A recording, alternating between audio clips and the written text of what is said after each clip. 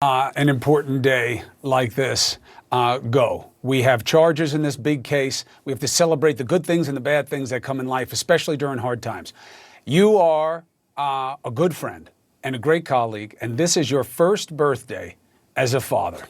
And even in the midst of crisis, we got to hold on to the sweet moments and remember the good things that happen because they make life worth living. And I told you before, and I will tell you again, your life will never be sweeter, will never mean more now that you have this little man Wyatt in your life. Happy birthday, brother.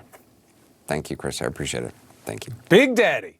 Thank you very much to Anderson Cooper. I am Chris Cuomo, and welcome to Prime Time. We cannot forget the sweet moments in life because they make us remember why life is worth living. And justice is one of those moments that makes life all the sweeter. All 4 officers involved in last week's killing of George Floyd in Minnesota were charged today. Now, there's a new second-degree murder charge against the first officer taken into custody, Derek Chauvin. That is the guy with his knee on Floyd's throat. The 3 others now all face charges of aiding and abetting second-degree murder and aiding and abetting manslaughter in the second degree. Now, this is an interesting array of charges, as was the change to the charge for Officer Chauvin. They will be met with relief by many. However, they will also present challenges for the prosecution, even with the video. I'll take you through that. And tonight there is another case being made, and it is said to be the truth about this president. Retired General James Mattis, the original Trump defense secretary, said what he has seen in the last few days of unrest forced him to tell you all what he says he knows to be true. Mattis writes, quote, "Some 50 years ago, I swore an oath to support and defend the Constitution. Never did I dream that troops taking that same oath would be ordered under any circumstance to violate the constitutional rights of their fellow citizens, much less to provide a bizarre photo op for the elected commander-in-chief. Donald Trump is the first president in my lifetime who does not try to unite the American people, does not even pretend to try. Instead, he tries to divide us. We must reject and hold accountable those in office who would make a mockery of our Constitution." Listen, none of us has ever heard somebody in that kind of position say something like this about the president they served. We have former cabinet secretary, this one from the Obama administration, former Homeland Security Chief Jeh Johnson with us tonight. But first, I'm going to get to you in a second, Jay. I want to check in with Jason Carroll in Brooklyn, where protesters are facing off with police. What's going on?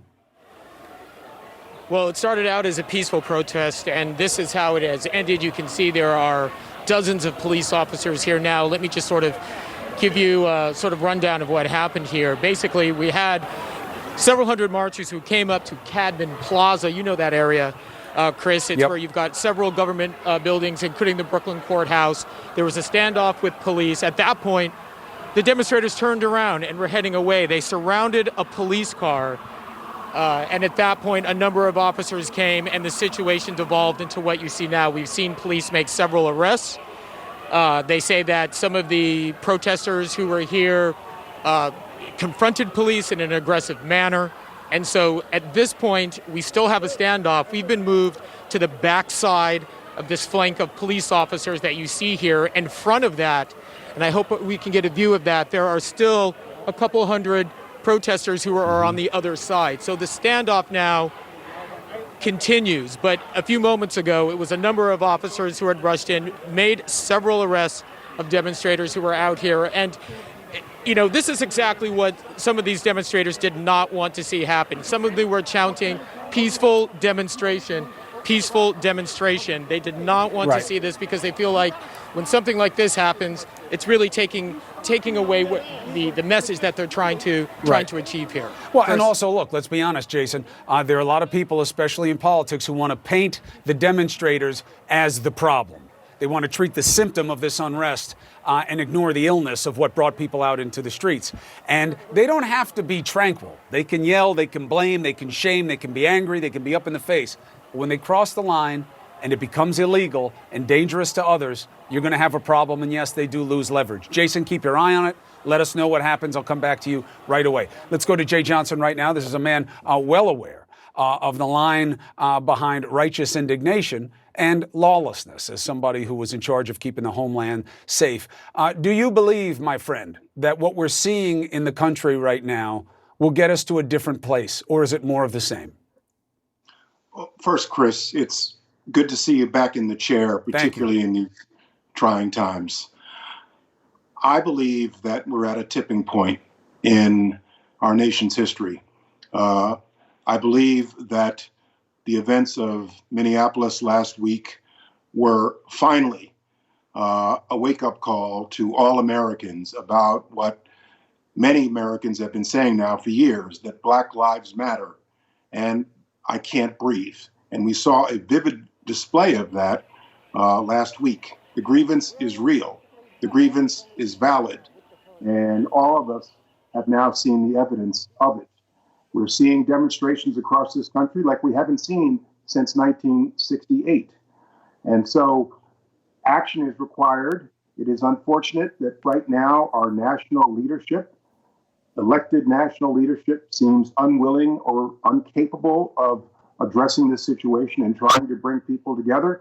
But the American people themselves seem to have awoken to this great tragedy and this great injustice and are engaging in the finest traditions of peaceful protest. Protest, let's not forget, is a form, as Martin Luther King said, is a form of language for those who feel that their voices are not heard. And we're seeing this right now across this country. Some of it is crossing into violence, and violence gives the other side of the debate the upper hand and cedes the moral high ground. So I'm pleased to see that much of the violence is receding, but those concerned about what's happening continue. Jay, have you ever heard anything like what retired General Mattis just said about the president he served? I know Jim Mattis. I know his values. I know he's a student of history. My faith in Jim Mattis is basically river deep, mountain high. And I was not at all surprised to see what Jim had to say today. He's a man of faith. He's a man of character.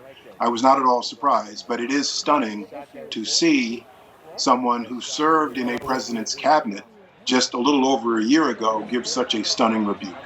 Do you agree with the assessment that this is a president who doesn't even try to unite the country? And if so, what do you think he's trying to do? Chris, over and over again, in this context and in others, this president seems interested in only playing to his base. It's as if you're in a room full of 100 people and you decide to only talk to 20 or 30 of them rather than all 100 of them. Whether it's the subject of immigration, whether it's this, whether it's COVID, this president seems only to be interested in talking to his base and solidifying his base. Every other president in my lifetime has, as Jim said today, tried to bring people together, particularly in challenging times like this. This is a time to bind the wounds together, to bind us together and heal the wounds. In terms of what should be happening now, the president's making a political play here that this is all you guys. This is the Democrats that are in these fringe groups that are creating all this chaos to destroy our democracy, and that these protesters are doing bad things, and even wraps up people like me in it. I say, hey, nobody said that protest has to be peaceful by meaning that passive and tranquil. People should be angry. They should voice. They should blame. They should shame. That's all allowed in America, even if it makes people uncomfortable. Do you believe there is a role for federal forces, troops, in dealing with what you see on America's streets? Well, let's be careful how we characterize it. There is a role for law enforcement. Law enforcement is there to preserve and protect the peace. Law enforcement is there to protect and serve and protect even the demonstrators, even those engaging in peaceful protest. Supplementing local law enforcement are the National Guard, controlled by the governors when it's appropriate, when you have large-scale protests, demonstrations of the type we are seeing right now. What is not appropriate and what is wholly contrary to American values is to deploy the active duty military to the streets of the United States. There are laws against what we refer to as a posse comitatus. It's a law in 1878, and it is part of our values, and it's frankly one of the reasons why we have such high regard for our U.S. military, because we keep them cabined to overseas conflicts. They're not on the streets of the cities of the United States. And I'm pleased to see that the current Secretary of Defense today recognized that the Insurrection Act of 1807, which the White House floated 2 days ago, is wholly inappropriate, and it is a measure of last resort, which is something that I've been saying now for 48 hours. You know, we're having a scene right now, an officer is getting carried away by a couple fellow officers after trying to break up what is this conflict between demonstrators in this situation on the street and whoever else is involved in the police. You know, it's bothersome enough to see when it's police versus citizens. I just think the optics of seeing military versus citizens would fuel a lot of things that America does not need to be about. Jay, thank you very much, Jay Johnson, reflecting on what it takes to keep this country safe and the state of play we're in right now. I hope you're right. I hope that this country is coming together to take a step in the right direction. Thank you for being part of that. Thanks, Chris. All right, we're going to keep an eye on this. This is ugly and it's tough to see because you have the police on the outside. We don't know who's on the inside. We don't know if this is an agitation thing, if this was protesters that got into it with police or why. We don't know. We're just showing you what's there in Brooklyn right now. People are certainly being arrested. As we get information, we'll come to it. Now, you have to agree with Jay Johnson that this is about more than one incident. However, all eyes in this nation are on what happens in these select cases, okay? For instance, there are criminal charges in Atlanta for the 6 police officers involved in the violent arrests of 2 college students during a protest march about George Floyd. The police chief already fired 2 of them. Tonight, she is telling her department that she was blindsided by the criminal case. What does the mayor of Atlanta say about that? Mayor Keisha Lance Bottoms is here with us next.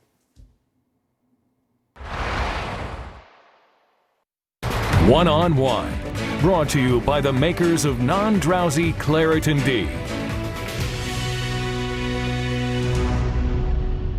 Allergies with sinus congestion and pressure? Go to the pharmacy counter for powerful Claritin D. While the leading allergy spray is indicated for 6 symptoms, Claritin D is indicated for 8, including sinus congestion and pressure. Claritin D. Get more. My gums are irritated. I don't have to worry about that.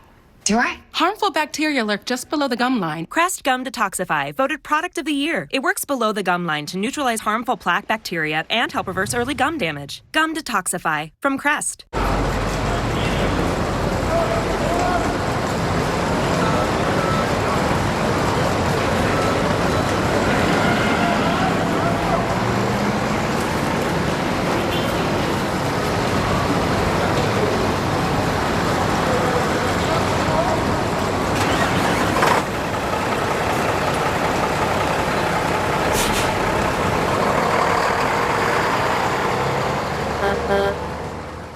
You love your freedom, but is joint pain holding you back? Unlike other creams, Joint Flex helps strengthen joints and gives quick and long-lasting pain relief. Flex your freedom with Joint Flex, now also available with natural turmeric. Honey, the mattresses are here. Setup was super easy. Yeah. We got 100 nights to try it. I'll be 10 by then, so I'm out of my own place. What do you think about moving? Arizona. Excuse me. Do you mind being a motor? What could be better than being a motor? The real question is, do you mind not being a motor?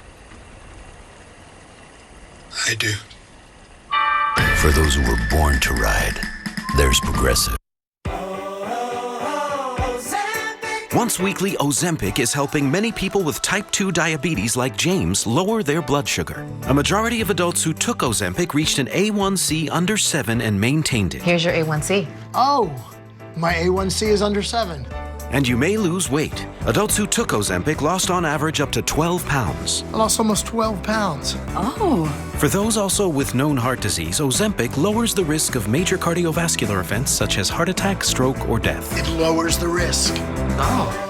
Ozempic is not for people with type 1 diabetes or diabetic ketoacidosis. Do not share needles or pens. Don't reuse needles. Do not take Ozempic if you have a personal or family history of medullary thyroid cancer, multiple endocrine neoplasia syndrome type 2, or if you are allergic to Ozempic. Stop taking Ozempic and get medical help right away if you get a lump or swelling in your neck, severe stomach pain, itching, rash, or trouble breathing. Serious side effects may include pancreatitis. Tell your doctor if you have diabetic retinopathy or vision changes. Taking Ozempic with a sulfonylurea or insulin may increase low blood sugar risk. Common side effects are nausea, vomiting, diarrhea, stomach pain, and constipation. Some side effects can lead to dehydration, which may worsen kidney problems. Once weekly Ozempic is helping me reach my blood sugar goal.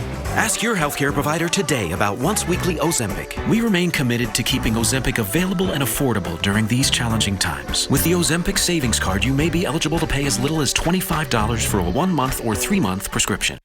At BMW, we know leaving the road wasn't easy, but anticipating our return taught us to appreciate every drive. The exhilaration of the ultimate adventure. Moments spent with your favorite co-pilots. And the freedom to explore just because. Our time to rejoin the road is finally here. Get back on the road with 0.9% financing plus no payments for 90 days. And then the rain came. Here in New York, we're monitoring the situation. The rain has definitely made a difference. It is causing people to disperse. You have people who are lined up for protests that may or may not happen. You see the officers there with bikes. They're using them as a phalanx protect right now in Manhattan, but they're also using them to try to do counter surveillance on a lot of these outside agitator groups that have been using city bikes and other public forms of transportation to kind of coordinate their movements. So the rain's coming in waves. We'll see what that does. There's Police Chief Monahan right there. Now in Brooklyn, we were watching a standoff between what was going on between police officers and some protesters there. Here you can see the rain. Is this now in Brooklyn or are we still in Manhattan? Okay. So this is a different angle. There was a huge group of protesters and police on top of each other, and there were certainly arrests being made, but the rain is going to change things. For those who were here for legitimate reason, we'll see. We'll see if they come back after the rain. It is not unusual to see things change with the weather. We'll stay on it. Today was a big day any way you look at it. Former President Barack Obama called for action from mayors across the country today amid the protests and unrest. Here was his message.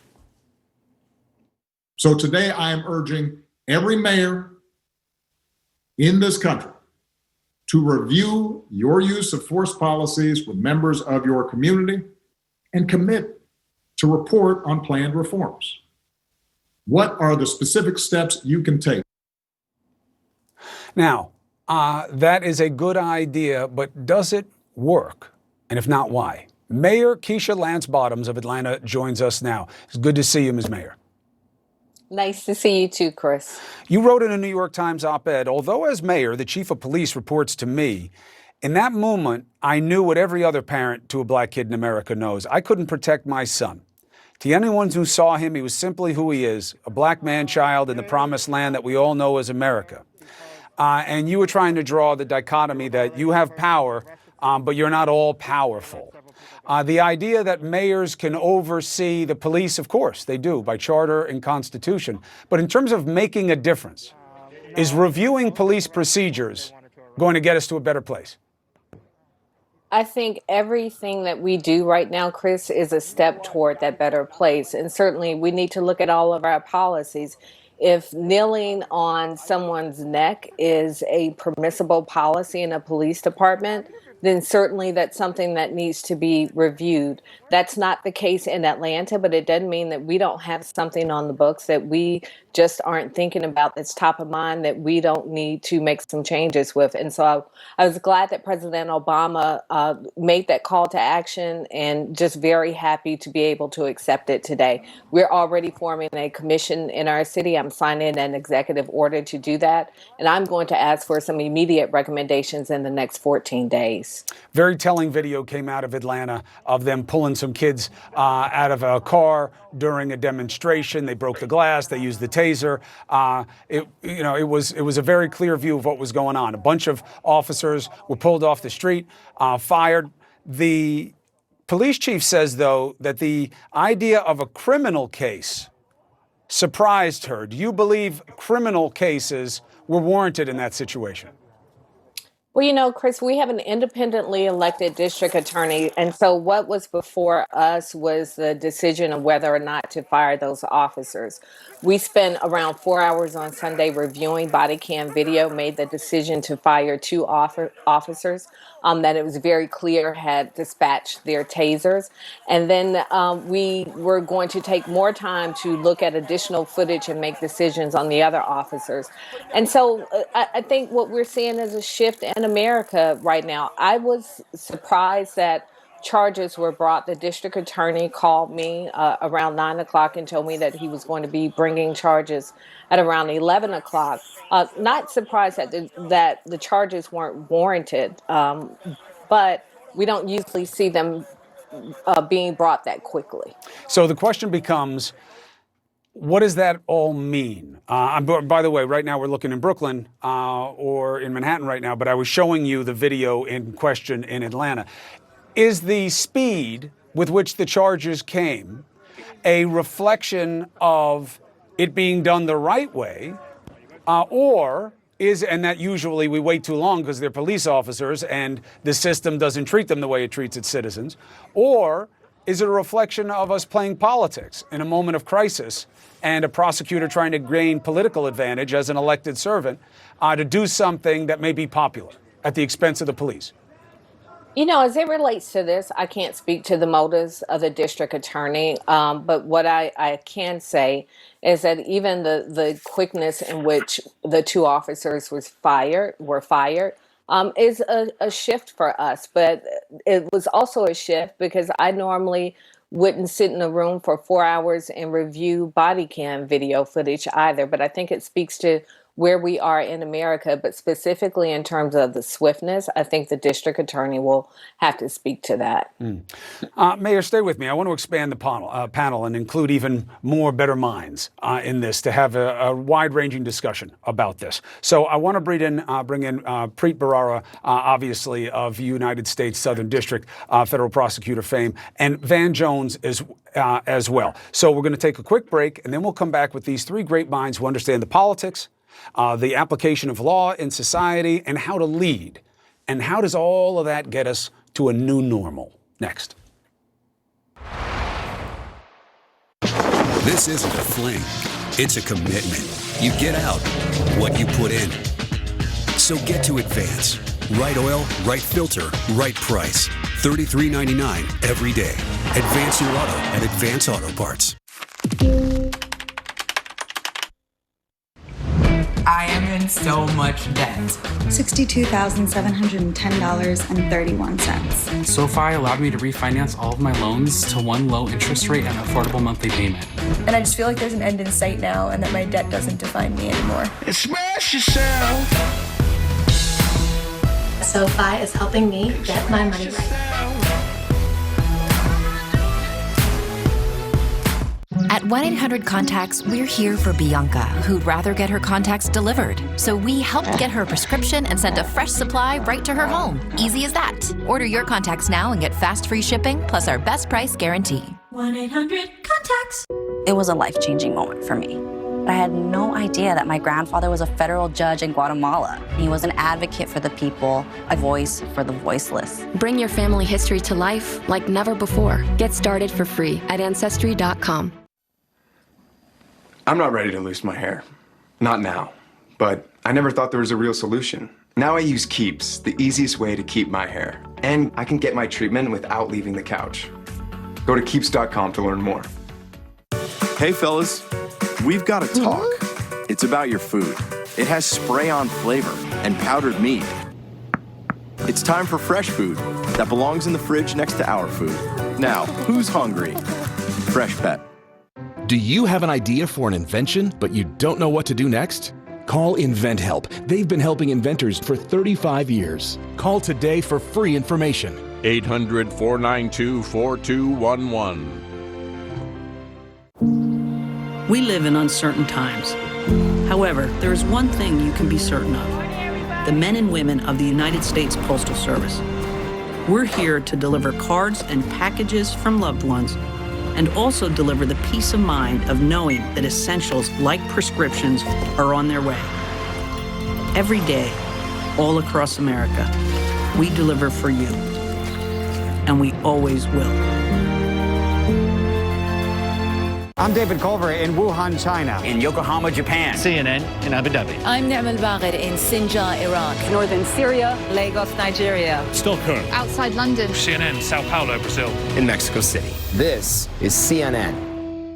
Do you mind telling me why I'm under arrest, sir? We have got to ensure that there is a safe spot for journalism to tell the story, because it is a key component of how we fix this.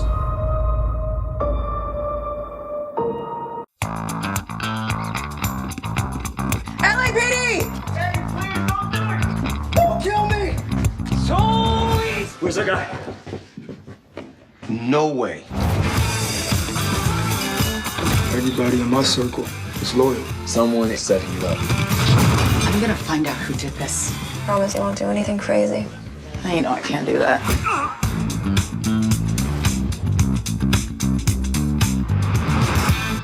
Governor Cuomo says GMHC's staff and volunteers are doing heroic work in the midst of the pandemic, delivering life-saving services to thousands who are threatened by both HIV and COVID-19. This critical organization needs our support, and I encourage all New Yorkers to participate in this year's virtual event. Be part of this heroic effort. Register for AIDS Walk New York live at home, streaming on June 7th, with great performances, celebrity guests, and you. Sign up today at aidswalk.net. This is CNN, the world's news network.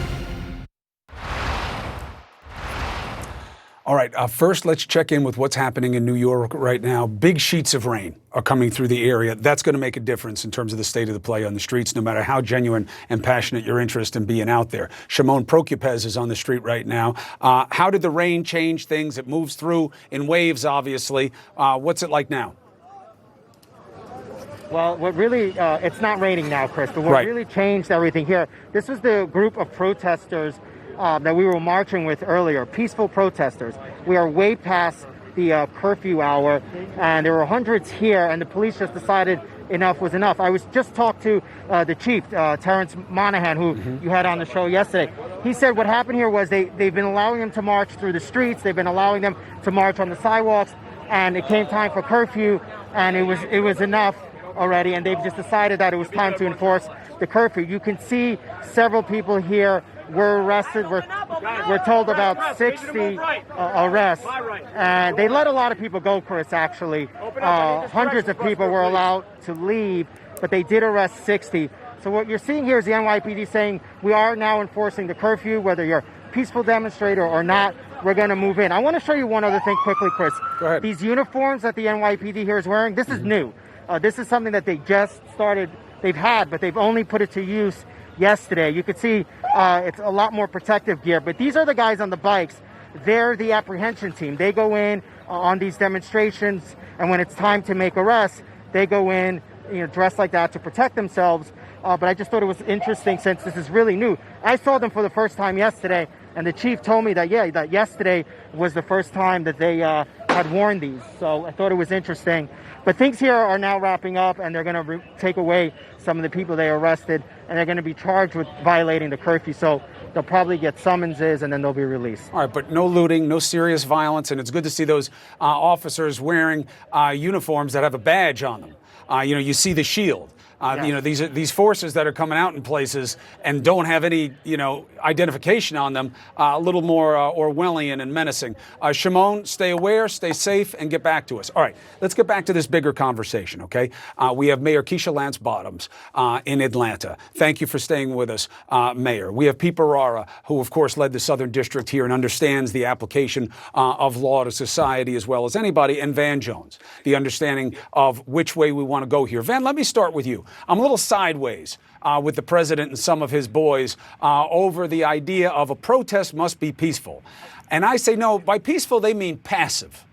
And that's not what we're supposed to be here in America. If you're angry, be angry. If you want to yell, yell. You want to blame, blame. You want to shame, shame. And it seemed to me that the president is saying, no, you guys are all the looters and you're all terrible things. And unless you're passive and quiet, you're doing something wrong. But right now, it's just a bunch of white guys arguing about it. Van, in terms of what an okay protest is and what's too much and what's not enough, how do you see it? Well, listen, hurt people holler. Hurt people holler. If you're hurt, and if you're being hurt by lawlessness in the ranks of law enforcement, it's really not. It's not. I'm sorry. Is that the president calling right now, Van? Is that the president? Maybe we can check it. I don't think so. I don't think so. Okay. I tell you, honestly, you got law enforcement that's supposed to enforce the law, increasingly corrupted by lawlessness, lawless behavior, people flagrantly violating the law even when they got on body cams. So people are hurt, and hurt people holler. So I don't think it's appropriate for the commander-in-chief, the head of the society, to then say, you're going to have to sit on a white-hot stove awaiting justice, and we're going to tell you how you're going to express your pain. I think you draw the line at property damage. I think you draw the line at hurting people. I think those are the lines that you draw. And I got to tell you, today I think it's a marathon through mud that we're trying to run. It's a marathon through mud. Every step is hard won. Every step is tough, but every step matters. And we had a big step today, getting those officers charged. Preet, you know, when the first charges came out against Chauvin and they went with third-degree murder, I don't want to get too in the weeds, but depraved mind murder is a scary thing for prosecutors.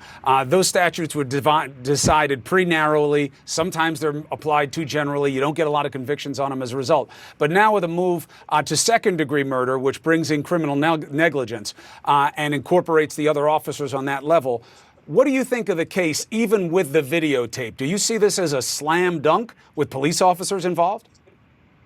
Well, we never say slam dunk when we're talking about criminal cases. In this country, as long as it's a fair trial, any case can go in any direction. You can have a case that's strong, that you think is overwhelming, and the jury might acquit, or you might get a hung jury. But I think it's a pretty strong case. I think you could have made the argument that you could have brought a second-degree murder charge that based on an intentional intent to commit the murder. That's not what happened here. There are two parts to the statute. Again, not to get too much into the weeds. But this is an unintentional murder charge, essentially taking what was a felony, a third-degree assault, and the Minnesota statute, if you are responsible for a third-degree assault, during which you cause the death of somebody, that's second-degree murder. And I think, given what we saw in the videotape and what the other testimony likely is to be, I think it's pretty strong. You can never say for sure, but it seems strong to me based on my experience. They're going to have to show that this officer knew that what he was doing was likely to cause serious injury or worse and continued doing it anyway, and that the officer standing by had good reason to know the same.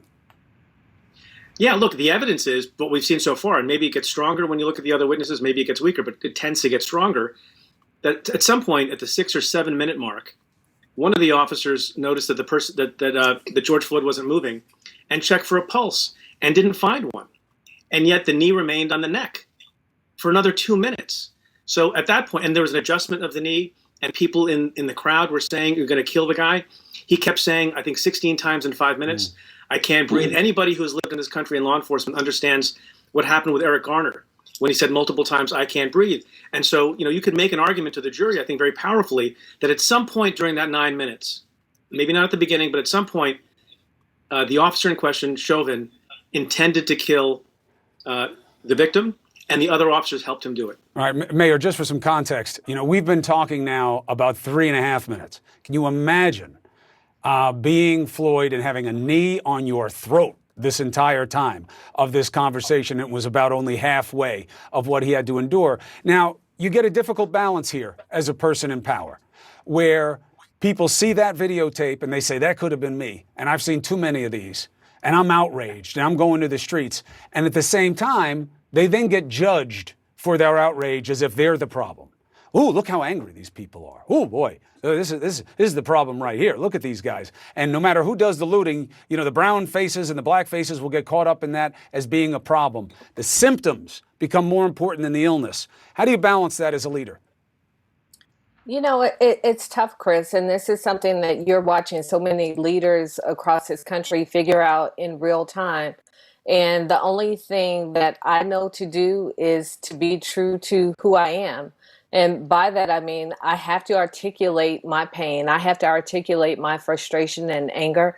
And I think that is what so many people across this country have wanted for so long. So when I hear Secretary Mattis speak out against Donald Trump, that's what we have been looking for and asking for, people of good conscience to say, I know you're hurting, and I may not have understood it on yesterday, but I get it today, and I'm not going to be silent anymore. Van, last word to you. What do you think is a stronger message? What Mattis said about the president, or what the president says about the people in the streets? What do you think has more persuasiveness with the American people come November? I think what has more persuasiveness is just the truth of this movement that's growing up, that has, African Americans who are hurt, who are speaking out, who are not just marching. There's 40 million African Americans. 0.001% are marching, and 0.0000001% have ever thrown a brick. African Americans are engaging with now 20, 30, 40, 50 million white allies who have been awakened to the need to do something. And the political class is going to have to completely recalibrate in both parties. Frankly, the corporations are as well. There is a new consensus. This is a real problem, and something needs to be done about it. And that's the most powerful thing in the United States right now. Hey, Preet, with your experience, what do you think will do more to make the kinds of changes we want to see? Law or culture? You need both. No, my goodness, I was a U.S. attorney for 7.5 years, and everyone thought from time to time the prosecutors can solve every problem, whether it's public corruption or insider trading or other kinds of drug activity or violent conduct. Prosecutors can help. You can hope that you bring a case against this officer and other officers, and that might cause another officer in the future to think twice and to be deterred. And that's very, very important. But at the same time, you need to change the culture, which also prosecutors can sometimes do if you do a pattern and practice investigation, get a consent decree, investigate a police department as a whole. But remember, even if you have strong laws on the books, if you have racism in the hearts and minds of people who are involved in law enforcement, they can break those laws and suffer the consequences. None of those things is going to bring George Floyd back. We don't only want to hold people accountable. We want to prevent these things from happening in the future. And that takes a lot of people in politics like the mayor and like Van Jones who can work across the aisle. Not just good laws, good people plus good laws and good culture. Mayor, what is your best cause for hope today? Joe Biden being president in 2020, November of 2020, because I think it will be a monumental shift for our country, and it will be a signal to our country that it's time for us to heal. I am so inspired when I see protesters across this country and when I see police officers kneeling with protesters across this country, because people are saying, I hear you and I feel you and I want something better for our country too. And I think that's what we have to look forward to in November of 2020. All right, Mayor, thank you very much. Preet Van, thank you for having the conversation. It's one of about 100 we need to have on this issue for it to resonate with anybody in any real way. So let's get started. Thank you very much. I should have said, let's get after it. But even I can't remember my own slogan. Sometimes there's such weightier matters around us. And, you heard the mayor there. For her, hope is a Democrat winning the election, Joe Biden. Okay, voting. Absolutely one of the tools that changes our culture. No question about it. You get the ability to put the people in there who are reflecting, at least in their campaign, what it is you wanted to hear. Voters just made their voices loud and clear in a city where the killing of a black teen years ago set off weeks of nationwide protests. I was there for every step, and I remember so many people in the community saying, when will we have a leader that reflects our head and our heart? I want to introduce you to the new mayor-elect of Ferguson, Missouri, a history maker with big plans for the future. Next. I'm Omar Jimenez in Minneapolis, Minnesota. I'm in downtown Miami. In the city of Philadelphia. In Dallas, Washington, D.C. In Atlanta, Georgia. Louisville, Kentucky. Los Angeles. New York City. And this. This is CNN. Did you know Prilosec OTC can stop frequent heartburn before it begins? Heartburn happens when stomach acid refluxes into the esophagus. Prilosec OTC uses a unique delayed-release formula that helps it pass through the tough stomach acid. It then works to turn down acid production, blocking heartburn at the source. With just one pill a day, you get 24-hour heartburn protection. Prilosec OTC. One pill a day, 24 hours, zero heartburn. Do you have a life insurance policy you no longer need? Now you can sell your policy, even a term policy, for an immediate cash payment. Call Coventry Direct to learn more. We thought we had planned carefully for our retirement. But we quickly realized we needed a way to supplement our income. Our friends sold their policy to help pay their medical bills. And that got me thinking. Maybe selling our policy could help with our retirement. I was skeptical, so I did some research and called Coventry Direct. They explained life insurance is a valuable asset that can be sold. We learned we could sell all of our policy or keep part of it with no future payments. Who knew? We sold our policy. Now we can relax and enjoy our retirement as we had planned. If you have $100,000 or more of life insurance, you may qualify to sell your policy. Don't cancel or let your policy lapse without finding out what it's worth. Visit CoventryDirect.com to find out if your policy qualifies, or call 1-800-651-0200. Coventry Direct, redefining insurance. The zip code you're born into can determine your future. Your school, your job, your dreams, your problems. But at the Y, we create opportunities for everyone, no matter who you are or where you're from. For a better us, donate to your local Y today. National Geographic is sending Gordon Ramsay on a tasty adventure. Let's go. To connect with cultures around the world through food. Oh my God. Adding a dash of danger. You can do it. You're a tough guy. Humor. Are you crazy? And humility to taste. Spicy? Everything's numb. Gordon's back on National Geographic, feasting through all new locations. From a chef's point of view, truly inspiring. Gordon Ramsay Uncharted, new season, Sunday on National Geographic. Tomorrow, George Floyd's family holds his first memorial as police involved face new charges. Start your day with the facts, the experts, the truth. Start your day with Allison Camerata and John Berman on New Day. Tomorrow, starting at 5 on CNN. At BMW, we know leaving the road wasn't easy, but anticipating our return taught us to appreciate every drive. The exhilaration of the ultimate adventure. Moments spent with your favorite co-pilots. And the freedom to explore just because. Our time to rejoin the road is finally here. Take advantage of 2 lease payment credits up to $2,500.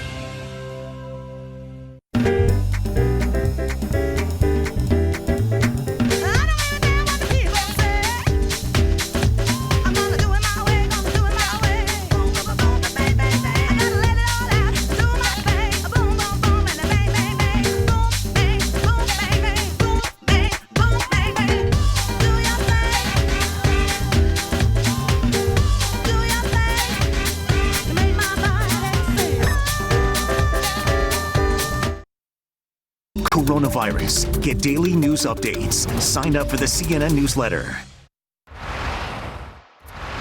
Protesters are there signaling the hope that we could be at a turning point for reform.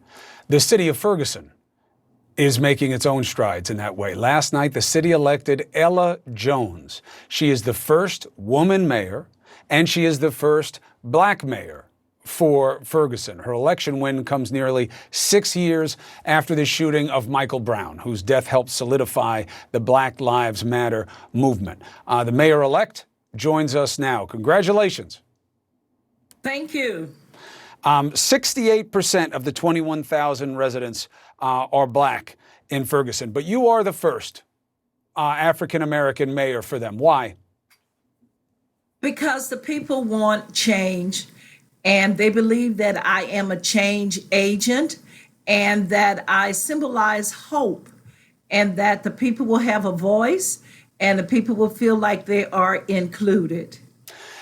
Identity matters. There's no question about it in terms of feeling pain, understanding a community. But as you well know, there are protesters who aren't sure that it matters anymore, that the power structure is what it is. And while it's good to have an African-American in a predominantly African-American area representing them, doesn't mean things are going to get better.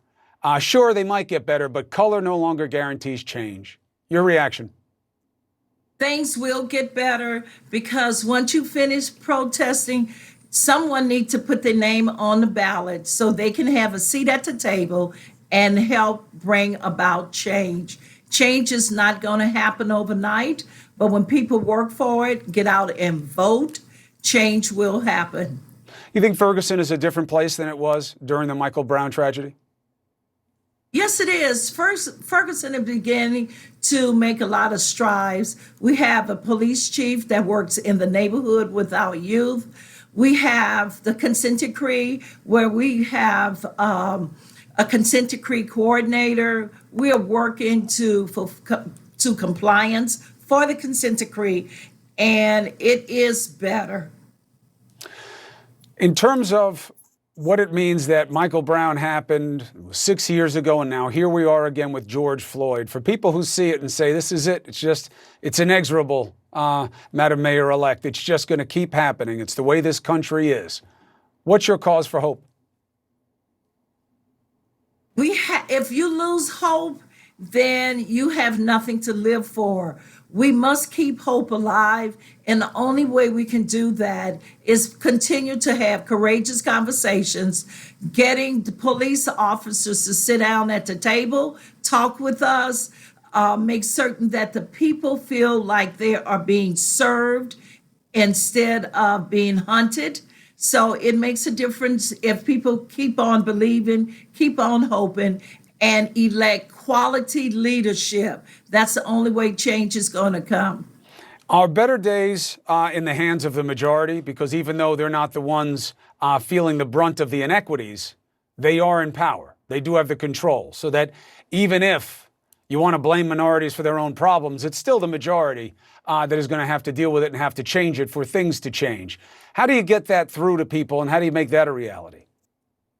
You make it a reality by having people to take ownership of their life, having people take ownership of their destination. When you have people working together and they want to keep their neighborhood stabilized, then you will have people begin to see that it takes everyone working together to move any community forward. And without people working together, you're going to continue to have chaos. How is Ferguson affected by what is happening in Minnesota? What do you see in your own community? Well, on last Saturday night, we had a big protest here. The peaceful protesters went home. And then we had another group that came in and destroyed a lot of businesses. We cannot continue to allow people to come in and destroy our businesses. The more we try to move forward, this was a setback because on Sunday morning, all the residents was out cleaning up the mess. And so therefore, we have to continue to tell people that Ferguson is changing. It's a nice place to raise your family. It's a nice place to work. But until people realize that, every time something happened in the United States, they're going to believe Ferguson is ground zero. I remember being on those streets and seeing what happened and by whom and how complex it was on the street. And most importantly, the heartbreak and the pain when there were no charges brought against Darren Wilson. And there was heartbreak in that community because they thought it was clear, just like they thought it was clear in Minnesota. Of course, the difference is videotape. How important is it that there were charges and that there might be a prosecution? It's very important because it sends a message to the police officer who are not good officers that when you do something wrong to a citizen, there will be someone around taking pictures, and those videos help other people understand that we need to get rid of bad police officers. So anytime someone is doing something wrong, it's good for someone to video it. Mayor-elect Ella Jones, I hope that all your dreams for your community come true and that there is work among all races, colors, and creeds to make it so. Good luck to you. Thank you. All right, luckily, there are leaders still. We call Ella Jones an American. Why? Because she represents positive change from a community that wants their destiny in their own hands. She understands pain.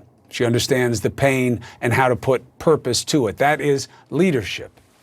Is it easier for her by identifying by race with the community? Yeah, in some ways. But you can do it otherwise. But what about presidents who completely and intentionally are tone deaf to it? Do we have a president who literally wants to divide us? That's what his former defense secretary just said, a former general, his hand-picked former general. So what have we learned here? And what do we now know has to change? I have an argument. Next. Hey, mama, what's up? I only see one price on my phone bill. You're on T-Mobile. Taxes and fees are included. Why can't all my bills be like this? I don't know, mama. With T-Mobile, taxes and fees are included. And when you switch your family, get 4 lines of unlimited for just $35 a line. New One-A-Day Natural Fruit Bites multivitamins are made with farm-grown apples as the first ingredient and key nutrients you want. So you can have a daily multivitamin free of stuff you don't want. One-A-Day Natural Fruit Bites. A new way to multivitamin. First up is this French onion dip. I'm going to start the bidding at $5. Thank you, sir. $6 over there. Going once, going twice. Sold!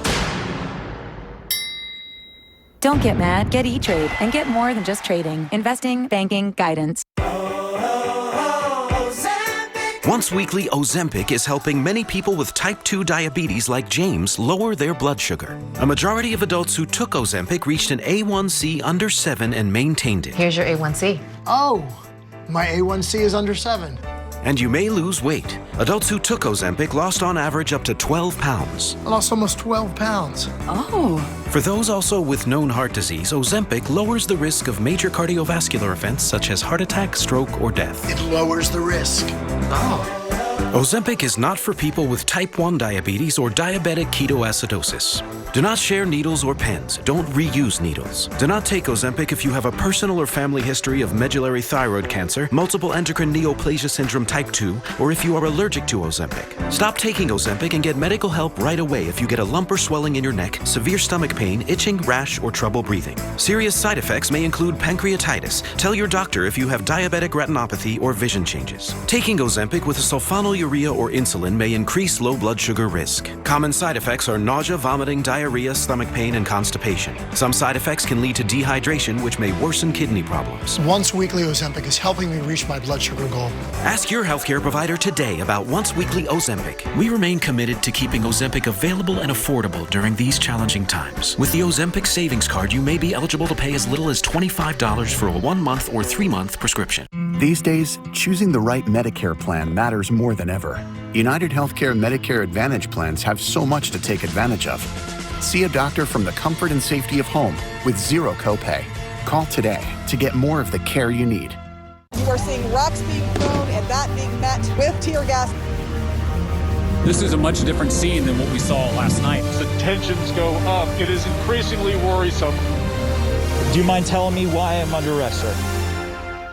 I'm David Culver in Wuhan, China, Tokyo, Japan, CNN Seoul, Hong Kong, Istanbul, in Athens, Greece, in northern Italy, in Copenhagen, Denmark, Madrid, Spain, CNN, Paris, in London, and this is CNN. With Life Alert, one touch of a button can get you help fast. I've fallen and I can't get up. Don't worry, help is on the way.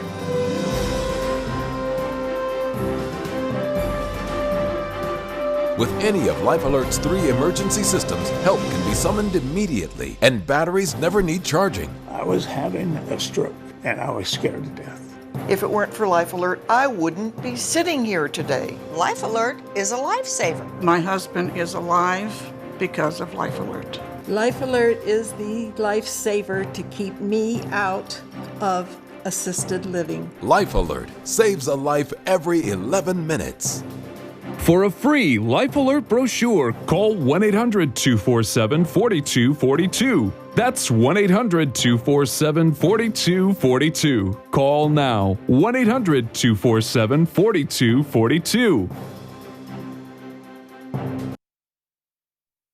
CNN Tonight with Don Lemon, coming up next. Here's the proof. Here's the proof of why the president talks about everything that's going on in the country right now the way he does. I just got this fake email from Newt Gingrich to raise money for Trump. And it says, Chris, we need you to help us crush the left-wing mob. And in it, he goes on to describe how the left wing is creating all this violence to destroy the president. Nothing in here about the injustice for minorities. Nothing in here about what needs to change in this country except giving money to help keep the left away from the president. That's what it's all about. And my argument is we need a new normal. You all know a fundamental disservice is done to too many in this country. You know it. We must face this truth. Not for others, but for all of us, the whole. Only when all are allowed to contribute fully will America be at full strength. This new normal demands that we own the truth, that we have leaders that are guided by the truth, truths that we believe to be self-evident, that all are created equal. But that can't happen without truth, and certainly not with a president who insists on denying, defying, and lying about what we all see as the reality. You're told tear gas isn't tear gas, even though his own CDC defines it as such. There it is. You are told the protests were the problem. They weren't peaceful, despite the fact that we all watched it on live TV. Who was chased away and for what? That your fellow citizens, they weren't beaten back for a fraudulent photo op. There he is. There he is, your champion of law and order, while all along ignoring the law and reveling in disorder. We're told this president regularly condemns racists when he has done more to embrace bigotry than any in modern history. The virus isn't that bad. It's a hoax from the Democrats. And the Democrats are doing the looting, you know, and making up a problem with the justice system. And both problems will magically disappear if he's reelected. This man sees more than 100,000 of your fellow Americans dying as a success, and George Floyd's death as a tragedy, but says nothing of the pattern of injustice that caused it, and paints those who call it out as the problem. He is a font of factless frauds, like this moment today. The president wanted to send a very powerful message. Like Churchill, we saw him inspecting the bombing damage. Churchill inspecting. In that metaphor, isn't she comparing American citizens to Nazis? Put that to the side. Churchill walked among his countrymen. This president only feels safe enough to step outside when military vehicles encircle a church known for its social justice ministry. He goes to church not to show his faith, but to merely con Christians. But even those poll numbers are dropping. Maybe they're finally seeing that a man who wants people of faith to stand against those seeking justice is a man who is anathema to Christ's message. That this man may hold the good book in his hand, but he does not hold its message in his heart. Truth. This nation was founded on truths that are held to be self-evident. And the truth demands at this critical time that we call out this president's insistence on divide and conquer. Don't take it from me. Take it from someone who this president celebrated. Retired General and Trump Defense Secretary James Mattis. He called this president uniquely divisive. He said that Donald Trump is the first president in his lifetime who does not try to unite the American people. He doesn't even pretend to try. Instead, he tries to divide us. The general there was echoing the words from the original Don't Be a Sucker War Department film, and boy, do they ring true. Listen. We must never let ourselves be divided by race or color or religion. Here we have personal freedom. We have liberty. And these are not just fancy words. This is a practical and priceless way of living. But we must work at it. We must guard everyone's liberty, or we can lose our own. That's why I say again, in America, people don't have to protest in only the ways that Trump and his followers like. What they call peaceful means passive. Be quiet. Go home. Passive people don't find progress. Now, you have to ask, is that why Trump wants these people to be passive? To just go home, so things can stay as they are? Now, he and his pawns will hear my words and twist them once again. Cuomo's calling for violence. You know it's not true. Nobody's calling for looting or anything like that. But you have to ask yourself, why are they so desperate to shut the truth down? Why say something that's as false as all their other lies? Because that's what they're about. The ones doing violence to our quest for a perfect union are those who ignore what's happening on our streets and making the symptoms more important than the illness that brought people to the streets in the first place. People are outraged with good reason. The truth is, it's not on them to make Trump or his followers feel comfortable about their distress. They should blame leaders for inequalities and shame them into doing better. See their massive numbers. See their eyes. This president may play to certain people's anger, but his goal seems to begin and end with himself. America must be about more than one man's ambition to get to a better place. We must all be in it together to have a new normal. Thank you for watching. CNN Tonight. D. Lemon now. I bet I know what got under his skin today. Two things. Madison, the former president. You know how he respects the generals. You know how he really wants to be like Obama, but he can't.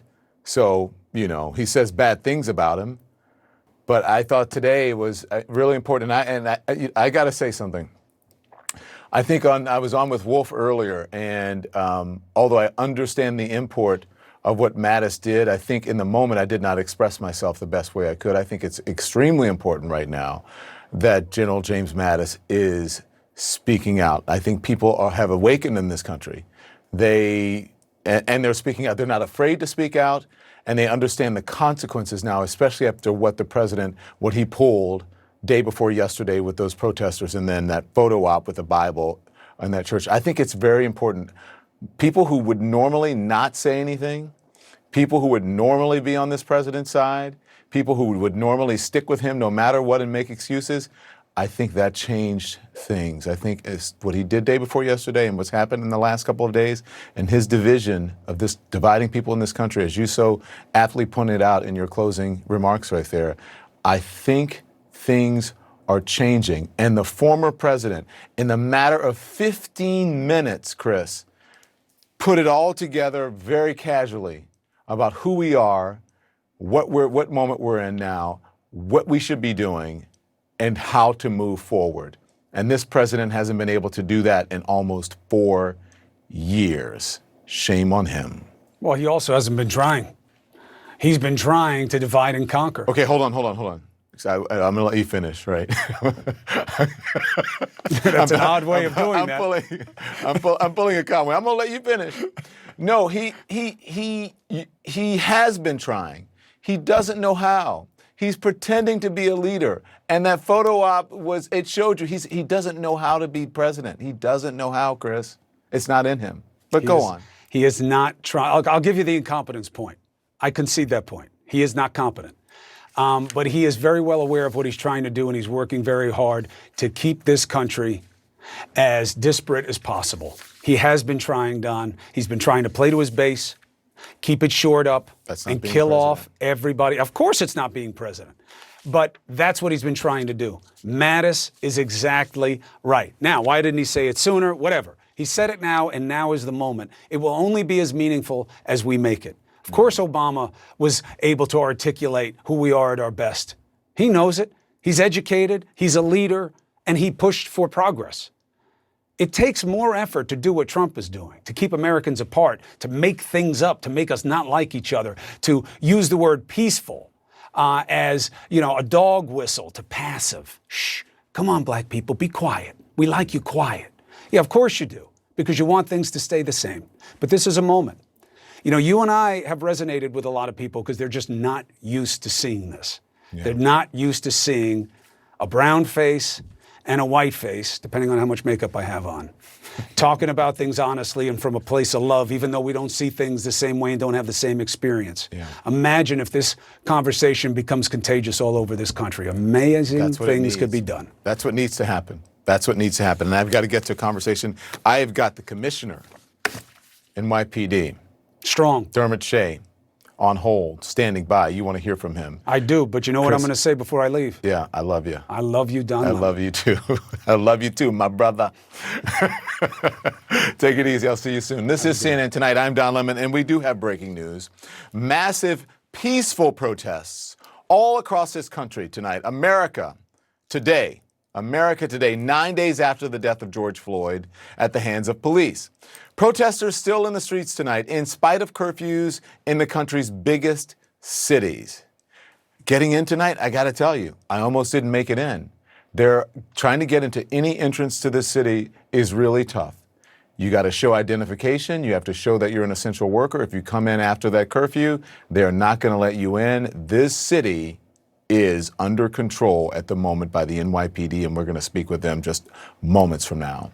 All of this is happening as the fired Minneapolis police officer who pinned George Floyd to the ground with his knee on his neck was charged today with a new, more serious count of second-degree murder. The other 3 ex-officers on the scene charged with aiding and abetting. All 4 tonight are in custody, being held on $1 million bail each. There they are. Look at their pictures up on your screen. All 4 tonight held $1 million bail. And after another day of protesters making their voices heard from coast to coast, the former Secretary of Defense, we just talked about it, James Mattis, tears into the president that he once served. Quote, Donald Trump is the first president in my lifetime who does not try to unite the American people, does not even pretend to try. Instead, he tries to divide us. We are witnessing the consequences of 3 years of this deliberate effort. We're witnessing the consequences of 3 years without mature leadership. The president responding, of course, tonight with an angry tweet that barely makes any sense, if any sense at all, discussing his nicknames for Mattis and claiming that he never brought home the bacon. Interesting how much he talked about it, how much he loved him. Mad Dog, man, he's the best. Well, the former secretary finally saying that what we have all seen with our own eyes. And I just want to say tonight, it is never too late to speak the truth. Never too late to speak the truth. The president has been divisive all along, even before he was elected. And he is trying even harder to divide us now. Just look at what he's doing. With thousands of people taking to the streets to peacefully protest the death of George Floyd at the hands of police, he is raging about law and order, threatening to send the U.S. military into states and communities across this country, whether they like it or not. A threat he may be backing down on tonight, saying he doesn't think he'll have to.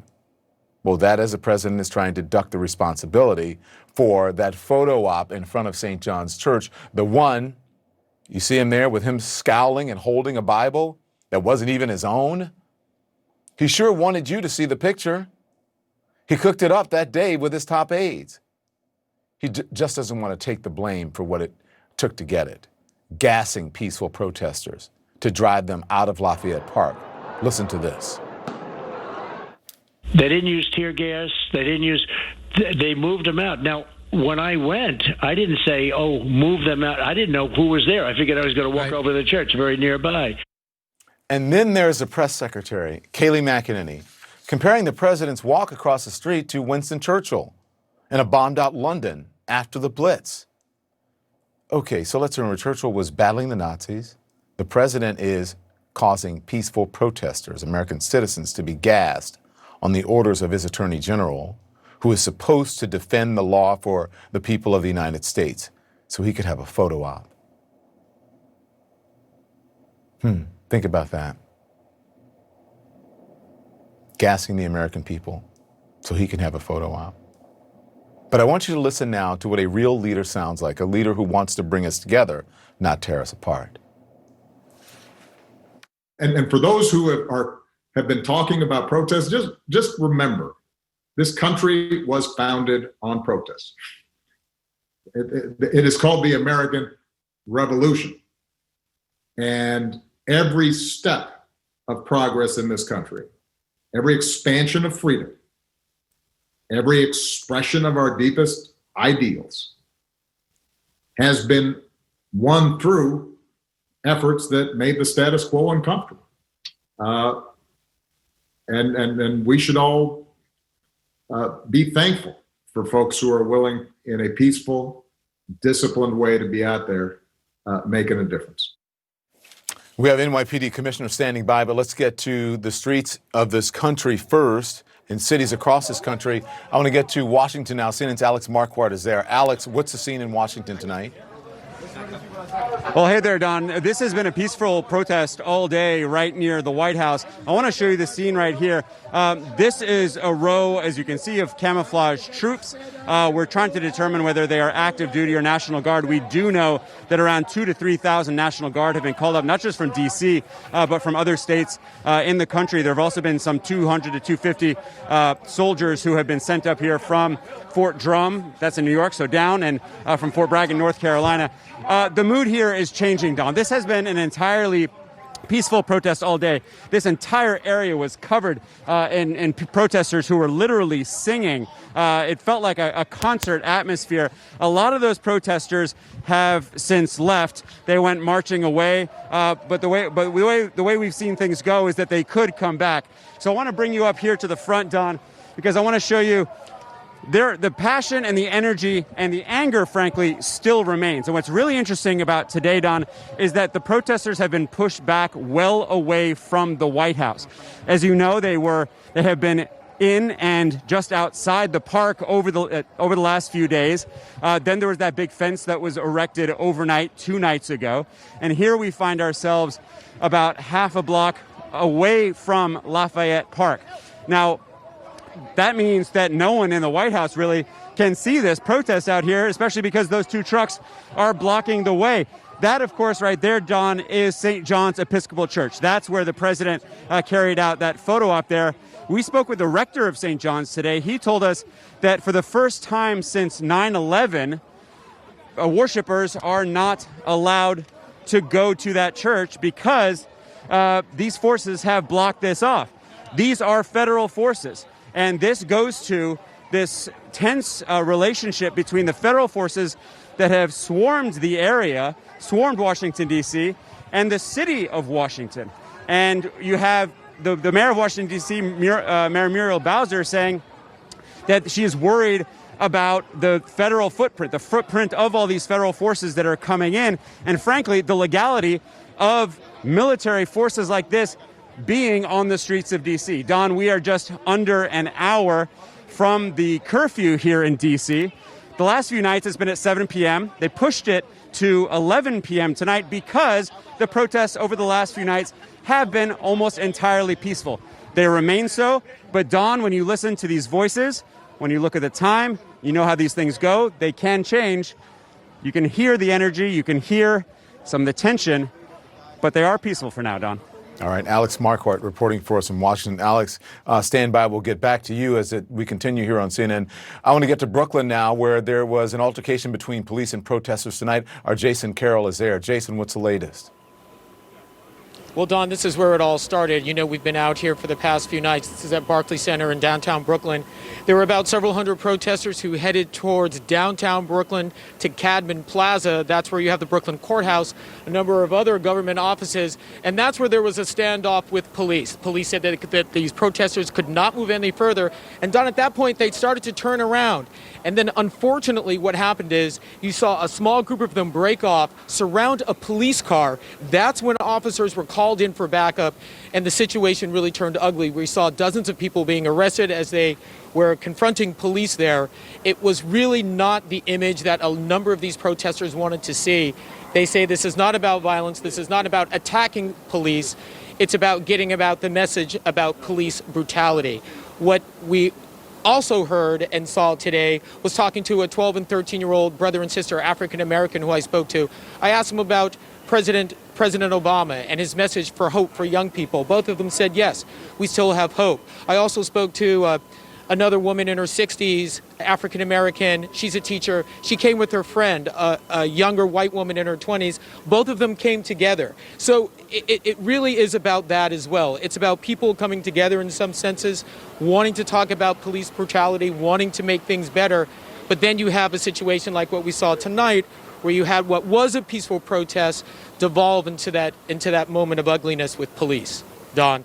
And Jason, I'm having a hard time trying to understand exactly what happens between the police and these protesters that seem to make these situations escalate.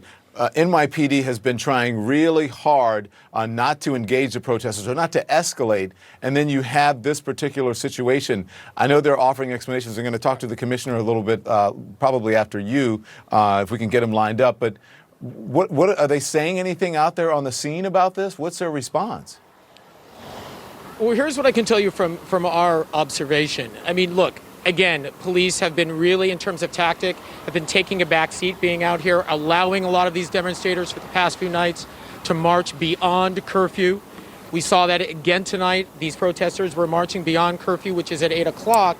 It was once they got to that one point at Cadman Plaza and said, okay, this is where police say we are drawing the line. You can go no further. And we saw that last night as well at a certain point with the police not allowing some protesters to get on the Manhattan Bridge. Once they did that, they turned around, and the protesters were heading away from police. It was when a small group of them, Don, started surrounding that police car that police immediately moved in and confronted it and started to arrest those who were there. So one can reason if some of those protesters had not broken off and surrounded that police car, perhaps it would have continued to be a peaceful demonstration. And so the tactic changed, warranting whatever the situation was, but definitely it was not the peaceful demonstration that folks had wanted tonight. All right, Jason Carroll in New York City for us tonight. Jason, we'll get back to you. Thank you very much. Commissioner Dermot Shea says the New York Police Department stands in solidarity with George Floyd's family and condemns what happened in Minneapolis. And Commissioner Shea joins me now. Commissioner, thank you so much. I appreciate you joining us. We're going to talk about that very positive message that you had earlier, but I think it's only fair that have you been able to hear Jason's report? Do you want to respond to that, please? I did. Don, thanks for having me on. I think it's accurate, and I thank you for accurately reporting what we're trying to do. We're trying to have as soft a touch as possible and hear people, see people. We continue to reinforce that we respect the rights of people to peacefully assemble, and overall, it's gone very well in New York City. We've had incredible crowds the last few days, and by far, overwhelmingly, it's people coming out, voicing their concern.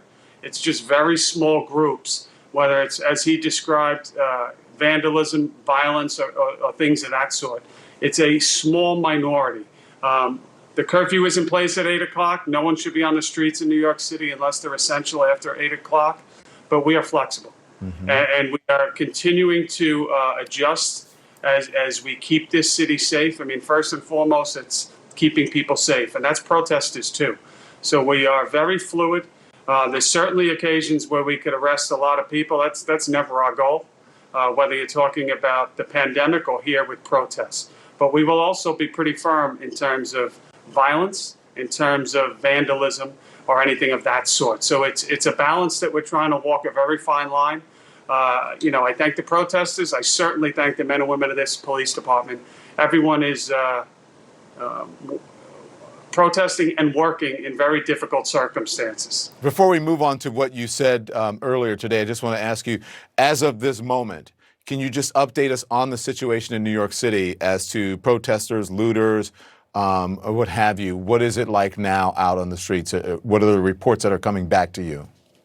Yeah, we have thousands of people on the street in a number of different groups. Primarily, it's concentrated right now in Brooklyn and Manhattan, and that's really what we've seen for the last 5 or 6 days. There are some groups, though, that are on the move. There is some activity in some of the outer boroughs, but the concentration has followed a relative consistent pattern. Mm-hmm. We have, the people in New York City should know that we have more than enough police officers on the street that are monitoring the situation literally closely, very closely. There's been a number of arrests tonight. So far, less than the last couple of days. There's been almost no incidents of looting tonight reported in New York City, but the night is still young, Don, too. So it's a fluid situation. We just urge people, it's been a long day, and we've kind of had this message all week. There's the curfew in place. It's been a long day. We're reminding people of that. People are starting to go in larger numbers now. And, we'll move from here. There are several incidents of the NYPD, conduct caught on tape being investigated. There's a NYPD SUV plowing through a crowd of protesters on Saturday. Governor Cuomo pointed out a video of an officer pulling a protester's mask down to pepper spray them. We've seen reports of officers roughing up reporters. Also, the video obtained by Gotham is showing an officer seemingly draw a gun amid protesters. I'm sure you're working on these incidents. Can you update us on what you're doing? Yeah, well, I don't want to take too much of your time. I could give you an update verbatim on everyone intimately. All of them are being investigated by our Internal Affairs Office. I think that one of the things you talk about with what we're seeing right now is not just Minneapolis. I mean, I think that was the flashpoint, and I think we all recognize what happens in any part of the country affects other parts. And this is something that, whether you're talking about Eric Garner, whether you're talking about as far back as Rodney King, and even before that, this is about a systematic issue. It's about racism. It's about opportunities. And I think that on the law enforcement side, we are well aware of this on the executive side and in leadership positions about our unique opportunity here, the need to be transparent, the need to hear people's concerns. And I think that we have a significant opportunity is to increase communication and letting people know that, yes, we hear your concerns. Yes, we're aware of incidents. And yes, we are addressing them, and do a better job of communicating that back and forth. You may not always like the outcome of these investigations, but I think we can improve and let people know what's going on. I want to be transparent with you because I'm trying to get the video into the system of you today, and so I'm asking you questions that until I can get that into the system, because again, I thought what you said today was very important. So let me ask you then, while I have you here, until we can get that. We have it. Okay, good. So let's play it now, because you talked about, I had never heard this from a major department. Minneapolis, of course, they're going through what they're going through. I think Houston did something, but I don't know if it was quite as strong as this. But when I saw you today, I called up and I said, I have to have the commissioner on because of these words. I thought it was very powerful, especially coming from the largest police department in the country. Listen to this and then we'll talk about it. We stand with the Floyd family. We condemn what took place in Minneapolis, and I think it's much larger than law enforcement condemning it. Any human being with a conscience that looks at that video, I think, feels the same way. So my heart goes out to the entire Floyd family. I think this entire difficult period, it's not the first. Please, Lord, it's the last, but it should be a wake-up call for this entire country. We hear so much about police departments, about the blue wall of silence, and on and on and on. Why did you come out with that statement today? Because I think that's very emphatic, and I think it's very damning for those officers who were charged. Well, I mean, anyone knows me, Don, knows I'm going to say what I think, and that's what I think. I mean, that's from the heart.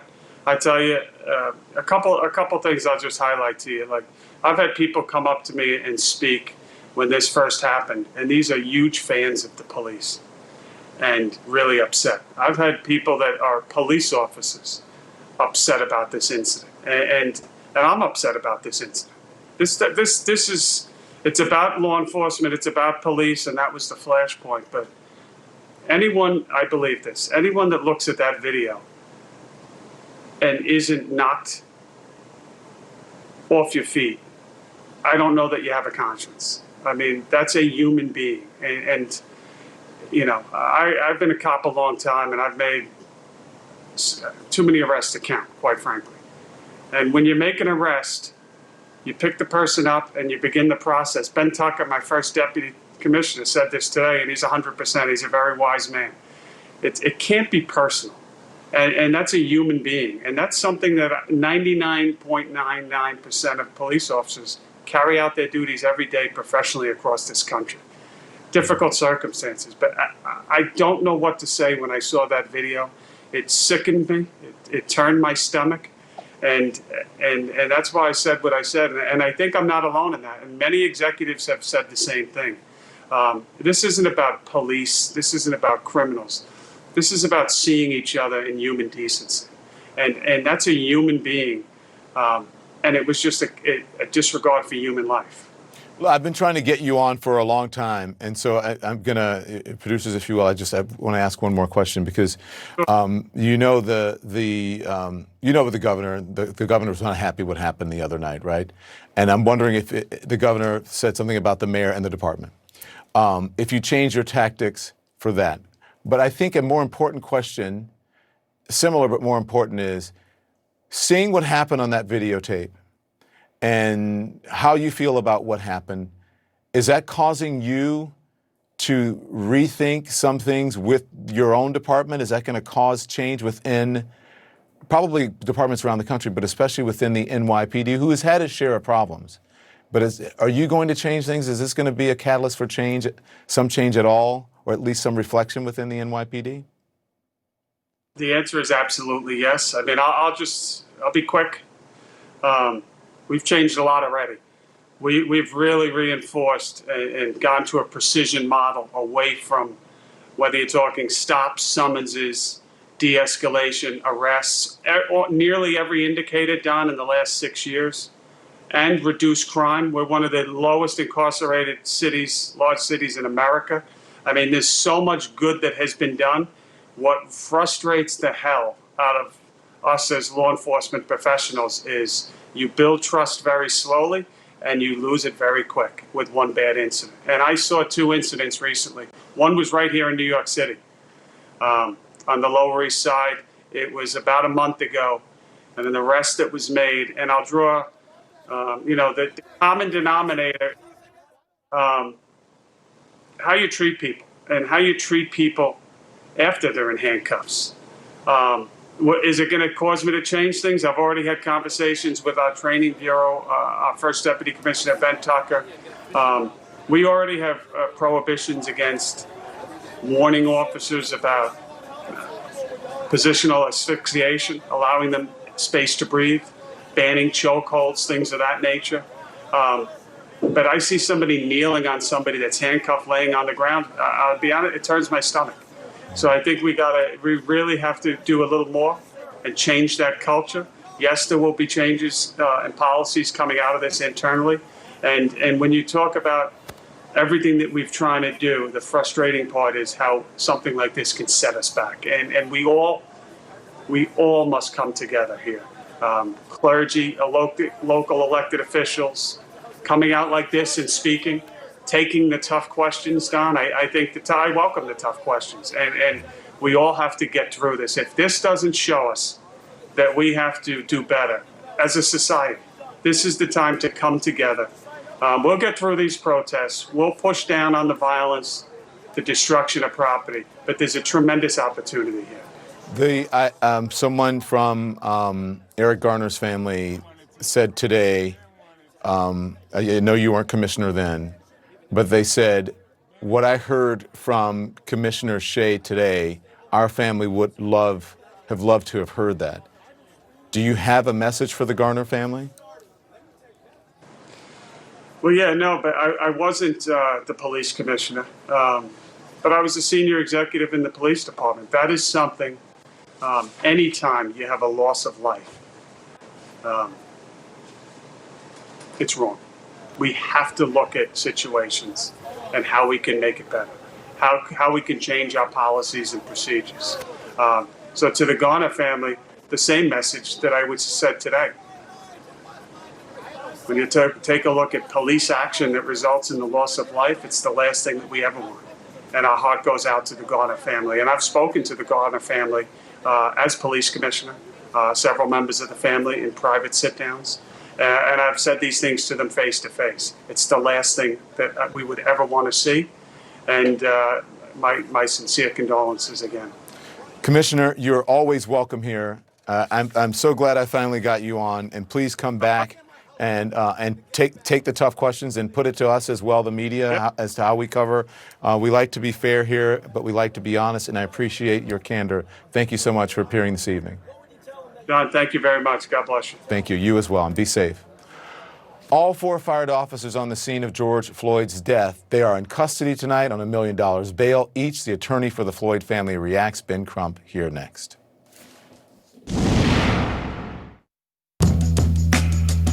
Making your life a bit more effortless is the Lincoln Way. So as you head back out on the road, we'll be doing what we do best, providing some calm amidst the chaos. With virtual real-time tours of our vehicles, as well as remote purchasing, for a little help on and off the road. Now, when you buy or lease a new Lincoln, we'll make up to 3 payments on your behalf.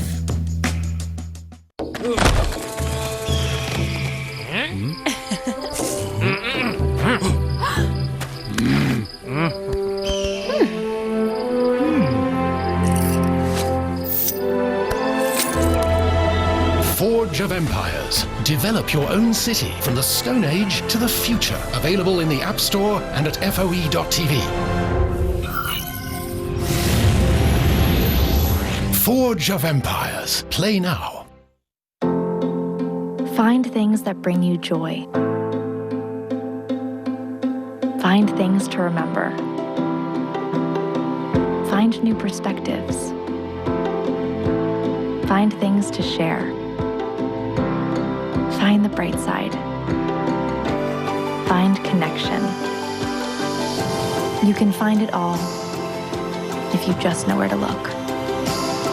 Shop Etsy. Find joy. Phil Swift here for Flex Paste, the incredible rubberized paste. Right out of the tub, it clings to the surface and it instantly fills gaps and holes. Flex Paste dries to a strong, flexible rubber, perfect for sealing RVs and campers. Use it to help prevent flood damage, stop rodents from getting in your home, or even crafts and hobbies. Get Flex Paste and the Flex Seal family of products at FlexSealProducts.com. We've always said that love is all you need. And now, more than ever, love is all that matters. When times are down, you know I'll be with you. Yeah, you can take me there. The essence of Sandals is all about rediscovering what's important to you, each other. And when the time comes, we'll be waiting for you with welcoming arms. Call 1-800-SANDALS. I lost my job. My wife was furloughed. I had to lay off 3,000 employees today. I have to homeschool 3 kids while working full-time. My HR department is flooded with requests for mental health resources. We're all affected by this crisis, but we're resilient.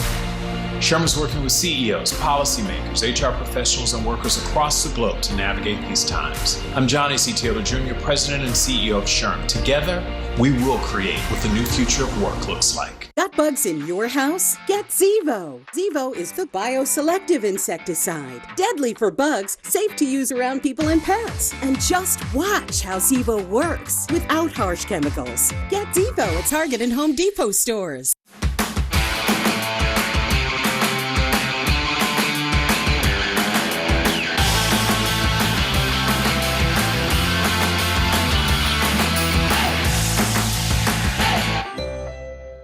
Hi, I'm Jay Farner, CEO of Quicken Loans and Rocket Mortgage. During the challenging times we're all experiencing, our top priority is the health and safety of the communities that we serve.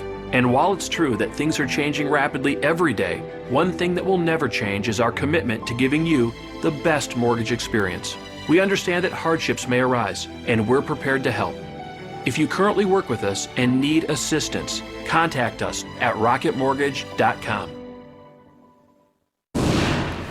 Here's our breaking news tonight, and it is a major development. All 4 of the fired Minneapolis police officers involved in George Floyd's killing now facing charges. Ex-officer Derek Chauvin, who pressed his knee into George Floyd's neck, facing the more serious upgraded count of second-degree murder.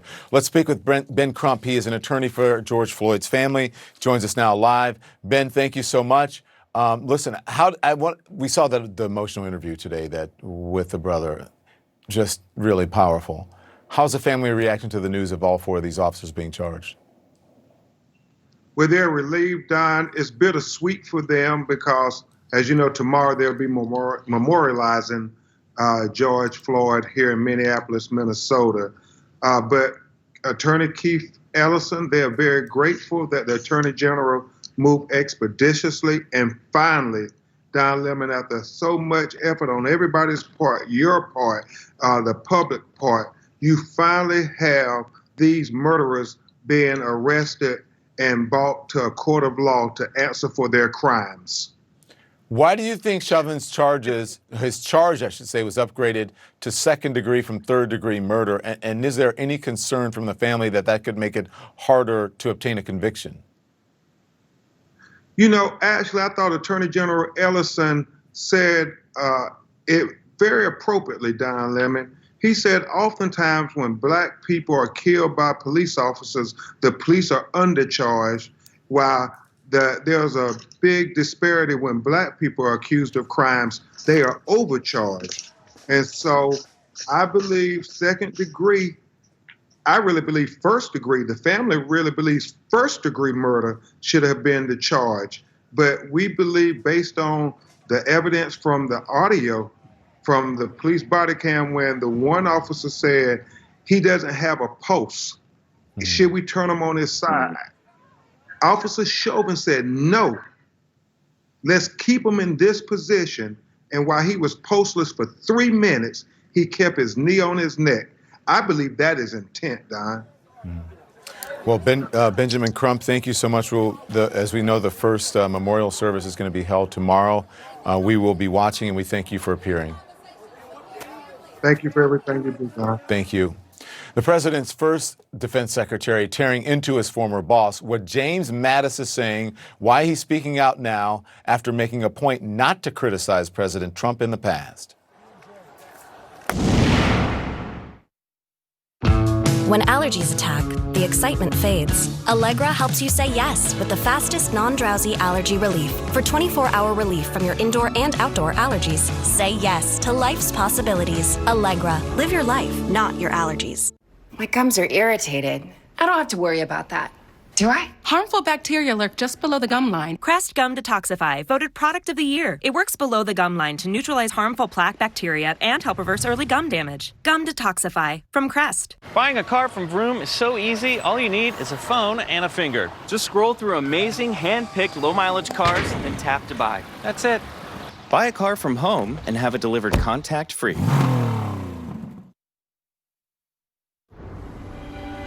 This moment right now, this is our commencement. No, we'll not get a diploma or a degree of any kind, but we are entering a new chapter in our lives.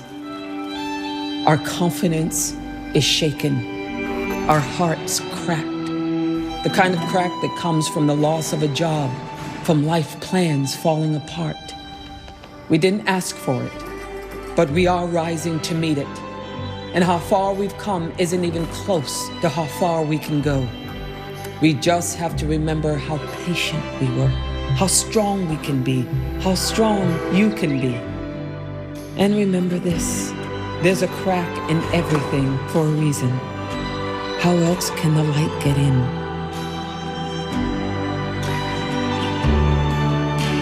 Tomorrow starts today. During this crisis, millions of Americans have lost their jobs, leaving many feeling stressed and anxious. And most of us just don't know how to deal with it. But we can try by taking time to look after our minds. Headspace is now free for everyone in America who's lost their job, to help you get back on your feet. Headspace can't fix everything, but it can help you cope with today and whatever tomorrow brings. Be kind to your mind at headspace.com. Buy the Baxter bag for your next cleanup. Fill it with up to 3,300 pounds of household debris. Schedule collection from Waste Management and we'll pick it up whenever you're ready. The Baxter bag.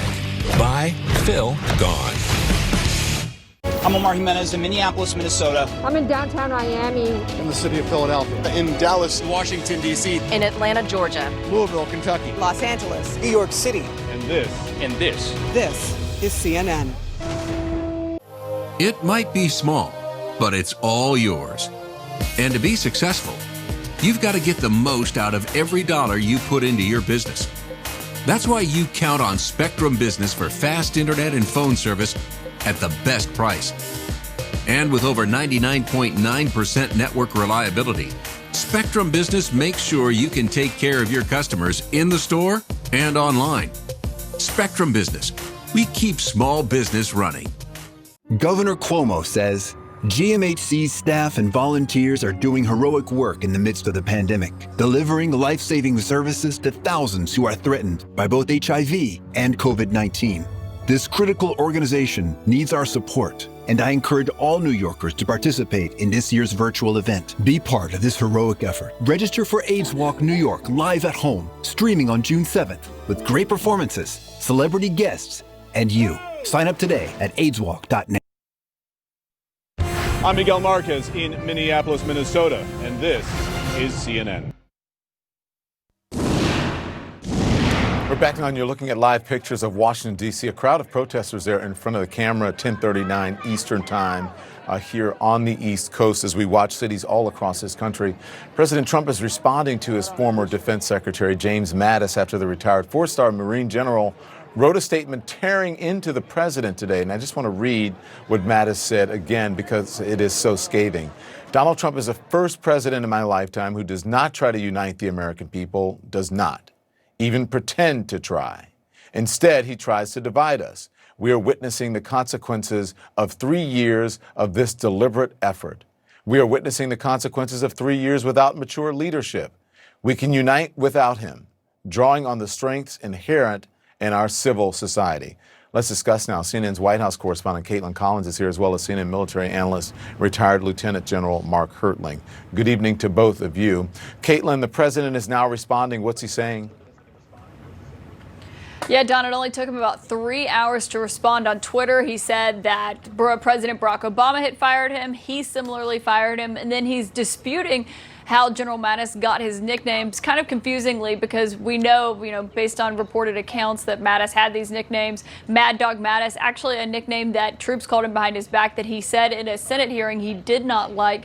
And another one, but really what you're seeing from the president's tweets tonight, Don, ignores the primary criticism that Mattis made in his statement today, which was withering and blunt and brutal and really unlike something that we've seen from a defense secretary who served under a president who is still in office, coming out with a statement like this, saying that they've made a mockery of the Constitution and that what happened just in recent days with the clearing of the protesters aggressively out of Lafayette Park, he said he believed was a violation on behalf of the troops of their fellow citizens' constitutional rights. It was a very scathing statement, and you didn't see the president address that in his tweets per se. And, it's really hard for the president to criticize Mattis because he is someone who's well respected by Democrats, by Republicans. He is revered inside the Pentagon. And so really this, many officials predicted this is going to be a criticism for President Trump that stings. General Hertling, I want to tell, let's read what Mattis went on to say. He says, when I joined the military some 50 years ago, I swore an oath to support and defend the Constitution. Never did I dream that troops taking that same oath would be ordered under any circumstance to violate the constitutional rights of their fellow citizens, much less to provide a bizarre photo op for the elected commander-in-chief with military leadership standing alongside. I mean, Mattis is also taking a shot at the Defense Secretary, Mark Esper, Joint Chiefs of Staff Chairman General Mark Milley. He sounds disgusted by what he saw. It's pretty obvious to me that letter's been building for a while. I've read over that several times. It's fascinating because you can feel the emotion by reading the lines. And it's also not just the emotion of the moment, but it's something that's been building. And it's also based on Secretary Mattis, former General Mattis, has a lifetime of learning, profession of arms in the military. He knows what the U.S. military system in terms of how we train units to Can we stand by, General? We're having audio issues, and it's tough to follow along. I'm not sure. Can we get that fixed? Is that possible? I'm going to come back and ask you that question, but I'm going to go to Caitlin real quick. Do we want to go to Caitlin and ask her a question and try to get him back, or we want to move on? Okay. We're out of time. Sorry, Caitlin. General Hertling, I'm sorry about the audio issue. Caitlin, thank you very much. We appreciate it. We're going to take a quick break. We'll be right back. I recommend Nature Made vitamins because I trust their quality. They were the first to have a vitamin verified by USP, an independent organization that sets strict quality and purity standards. Nature Made, the #1 pharmacist recommended vitamin and supplement brand. Each year, Americans waste over $21 billion by overpaying on car insurance. Enter the Zebra. Another car insurance ad? No, the Zebra compares them all and shows you who can actually save you money. Compare car insurance for free at thezebra.com. National Geographic is sending Gordon Ramsay on a tasty adventure. You can do it. Oh my God. Spicy? Everything's numb. From a chef's point of view, truly inspiring.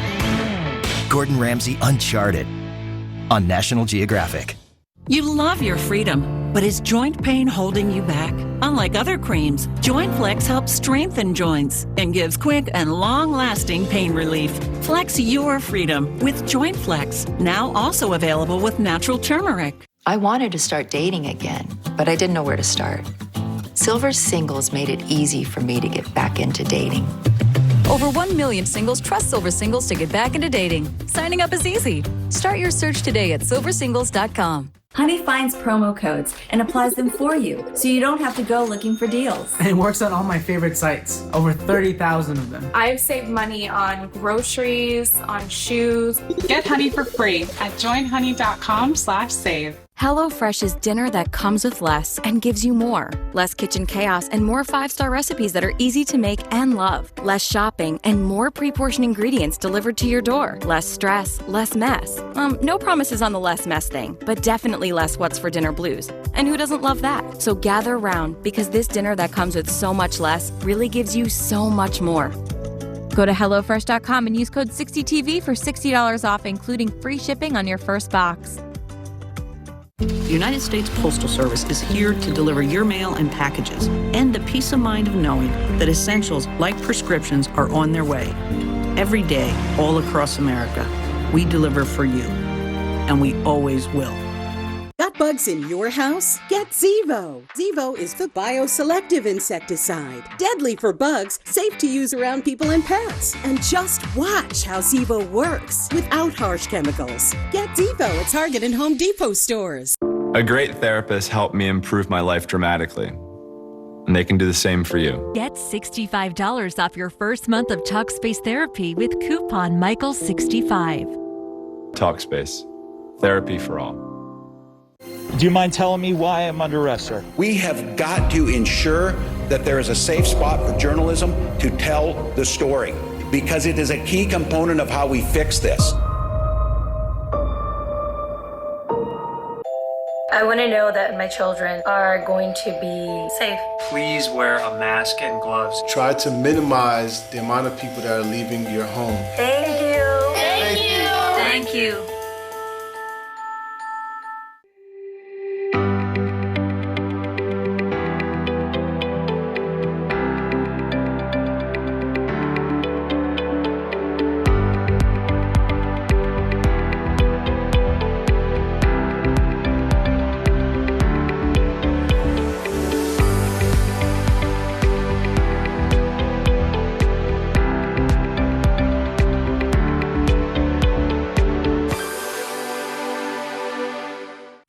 This week at Stop & Shop, salmon is $7.99 per pound. Stop & Shop salad blends are 2 for $5. And selected varieties of Dan and Greek yogurt are 88 cents each. Only at your Stop & Shop. This is CNN, the world's news network. NFL superstar Drew Brees is getting a lot of criticism for comments he made about Colin Kaepernick's kneeling protest. Here's what he told Yahoo's Finance earlier today. I will never agree with anybody disrespecting the flag of the United States of America or our country. Let me just tell you what I see or what I feel when the national anthem is played and when I look at the flag of the United States. I envision my two grandfathers who fought for this country during World War II, one in the Army and one in the Marine Corps, both risking their lives to protect our country and to try to make our country and this world a better place. Well, Brees's comments outraged players around the league, but it was basketball superstar LeBron James who may have said it best. Wow, man, he says, is it still surprising at this point? Sure isn't. You literally still don't understand why Cap was kneeling on one knee. Has absolutely nothing to do with the disrespect of flag and our soldiers, men and women who keep our land free. Joining me now is Benjamin Watson, a former NFL player who played with Brees. Benjamin, thank you so much. You and Drew Brees used to be teammates for the Saints. What do you think about his comments tonight? Well, obviously there's a huge reaction to them, and rightly so. I've known Drew's stance. I think he said it many times before, so there was no surprise there. I think that the tone and right now during this time, he definitely could have answered that question much better in a much more compassionate way. Look, I think the beauty of this whole thing of America is that we can have different stances.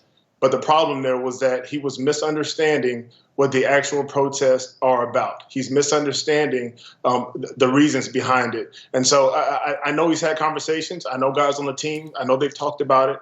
I know that they're mending that disagreement. But especially this week, Don, I think it was tough to hear. It was. I'm not sure if it was surprising considering some of the stances that Drew Brees has taken in recent years. Listen, you know I'm a Louisiana native. My family diehard Saints fans. Every single person in my family is disappointed by Drew Brees' comments today and thinks that he is completely out of touch with what's happening and cannot believe that he is falling for the talking points of President Trump, who is comparing this to disrespect for the flag when it has nothing to do with the flag. And well, I wouldn't say exactly that. I don't know his relationship with the president to say that. I do know. I'm saying he is falling for the talking points. I'm not saying it directly, but those talking points, that's the misunderstanding in this country. That by kneeling, by peacefully kneeling, respectfully kneeling, and taking a stance on something has nothing to do with the flag. It is what Colin Kaepernick was trying to point out, is playing out on our televisions right now.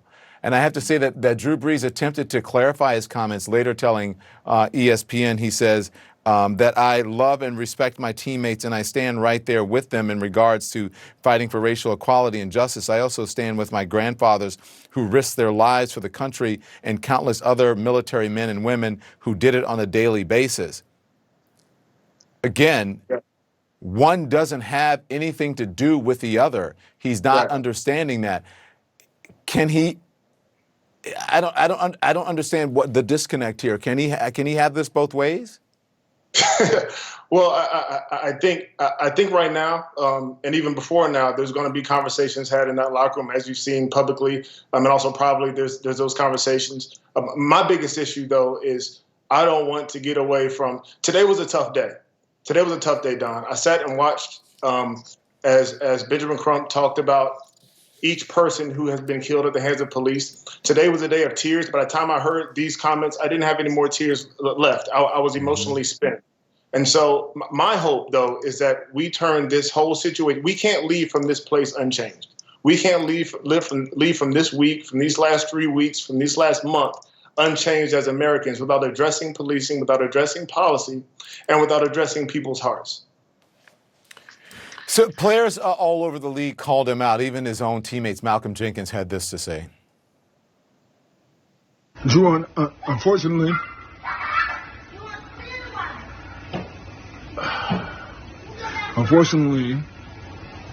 you're somebody who doesn't understand their privilege. I mean, it's pretty rare for guys to speak out like that about their own quarterback. What's changed? I think this week has changed. This is a seminal moment This week has been emotional for all of us in a way that I don't think we've seen in quite some time. And it's not just about George Floyd, Don. It's about every other person before him. And every time something like this happens, there is a renewed trauma. And so what you're seeing from America is an outcry. What you're seeing from Black America is an outcry. And people just want to be heard. And we can sit here and we can talk back and forth about should people loot, should people do that. Look, we all agree that there are certain things you shouldn't do when it comes to protesting. But what we can agree on is that something has to be done. We're tired, we're frustrated, we're sad. People are crying. I'm having conversations with my children. People are talking about this on social media. This hasn't gone away. We're sitting here in 2020. There's a pain that has to be addressed. And again, I'll say it again. We'll be foolish if we leave from this place unchanged. I want to bring in Dante Stallworth, a former NFL player as well. Dante, so we had a little bit of a technical issue. Dante, you there? Yeah, I'm here. Thank you so much. I appreciate you joining us. Listen, we've been talking about the response coming from off of Drew Brees' comments. This is Aaron Rodgers, right? Aaron Rodgers is a white player, and he says, a few years ago, we were criticized for locking arms in solidarity before the game. It has never been about an anthem or a flag, not then, not now. Listen with an open heart. Let's educate ourselves and then turn word and thought into action. Hashtag Wake Up America, love over fear, solidarity, liberty, and justice for all. Hashtag all. So what do you make of these comments from Drew Brees and Aaron Rodgers' response? Well, I think initially, they both kind of stood their ground on both of what they were saying back in 2017 when the president was calling players sons of bitches for kneeling. Drew had his stance, and he's stuck with it, and so has Aaron. Aaron was one of the first ones to come out and say that the only reason Colin Kaepernick wasn't employed at the current moment, the reason why he wasn't employed was solely because of his protest, not because of his talent. And if anyone knows how quarterback play should be played, it's Aaron Rodgers, Super Bowl quarterback. So if anyone had any doubts prior to that, because they didn't want to listen to anyone else, but if you hear a white quarterback say it, then maybe it'll become true. But I will say one thing really quick about Aaron Rodgers, not to veer too far off, but Aaron Rodgers also spoke up. I forgot exactly when it was, but he spoke up for Muslims. Someone during the national anthem, someone said something about Muslims when it was quiet in the stadium, and he yelled at them and rebuked them after the game. And they were coming off of a loss.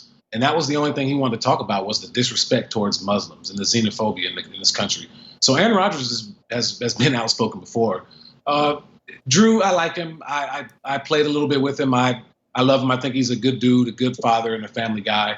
Obviously a great NFL player, but he's totally wrong on this. And if he actually listens to what the players have been saying from the very beginning, the players that are in his locker room, the players that he sees every day, the guys he hangs out with, the guys that he considers family and brothers, if he actually listens to them, he'll get to understand the real true reasons why, and not listen to the propaganda that has been propped up by the conservatives, the right-wing media about this being anything about the anthem, about this being anything about the flag, or even more despicable about it being about the troops. Yeah, because what Aaron Rodgers should know, I'm sorry, not Aaron Rodgers, what Drew Brees should know, huge fan of his playing, have been for years, this has been very disappointing, is that that's what his grandparents and relatives were fighting for. That's part of freedom of expression, is part of the Constitution. And those people, the people who fought in those wars, it was for the Constitution. And I don't understand Drew Brees, who has done so many good things in the past, especially with the money that he donated during COVID-19 and so on and so forth. I don't understand what he's not getting about this particular issue, and perhaps he can be educated on it. Dante, since we got you later, this kneeling protest had died down for the last year or so. But what we've seen around the country these last 2 weeks, do you think it's going to the season is coming back up. Is it going to start back up when the season starts? Because there's the rule now, right? They established that rule last season where players have to stand during the national anthem. I don't know if they have to be on the field, but they have to stand. This is going to become an issue. And what do you think is going to happen? It very well could become an issue. I think this is obviously something that has galvanized players of all colors, of all religions. Joe Burrow spoke out, who hasn't played it down in the NFL yet.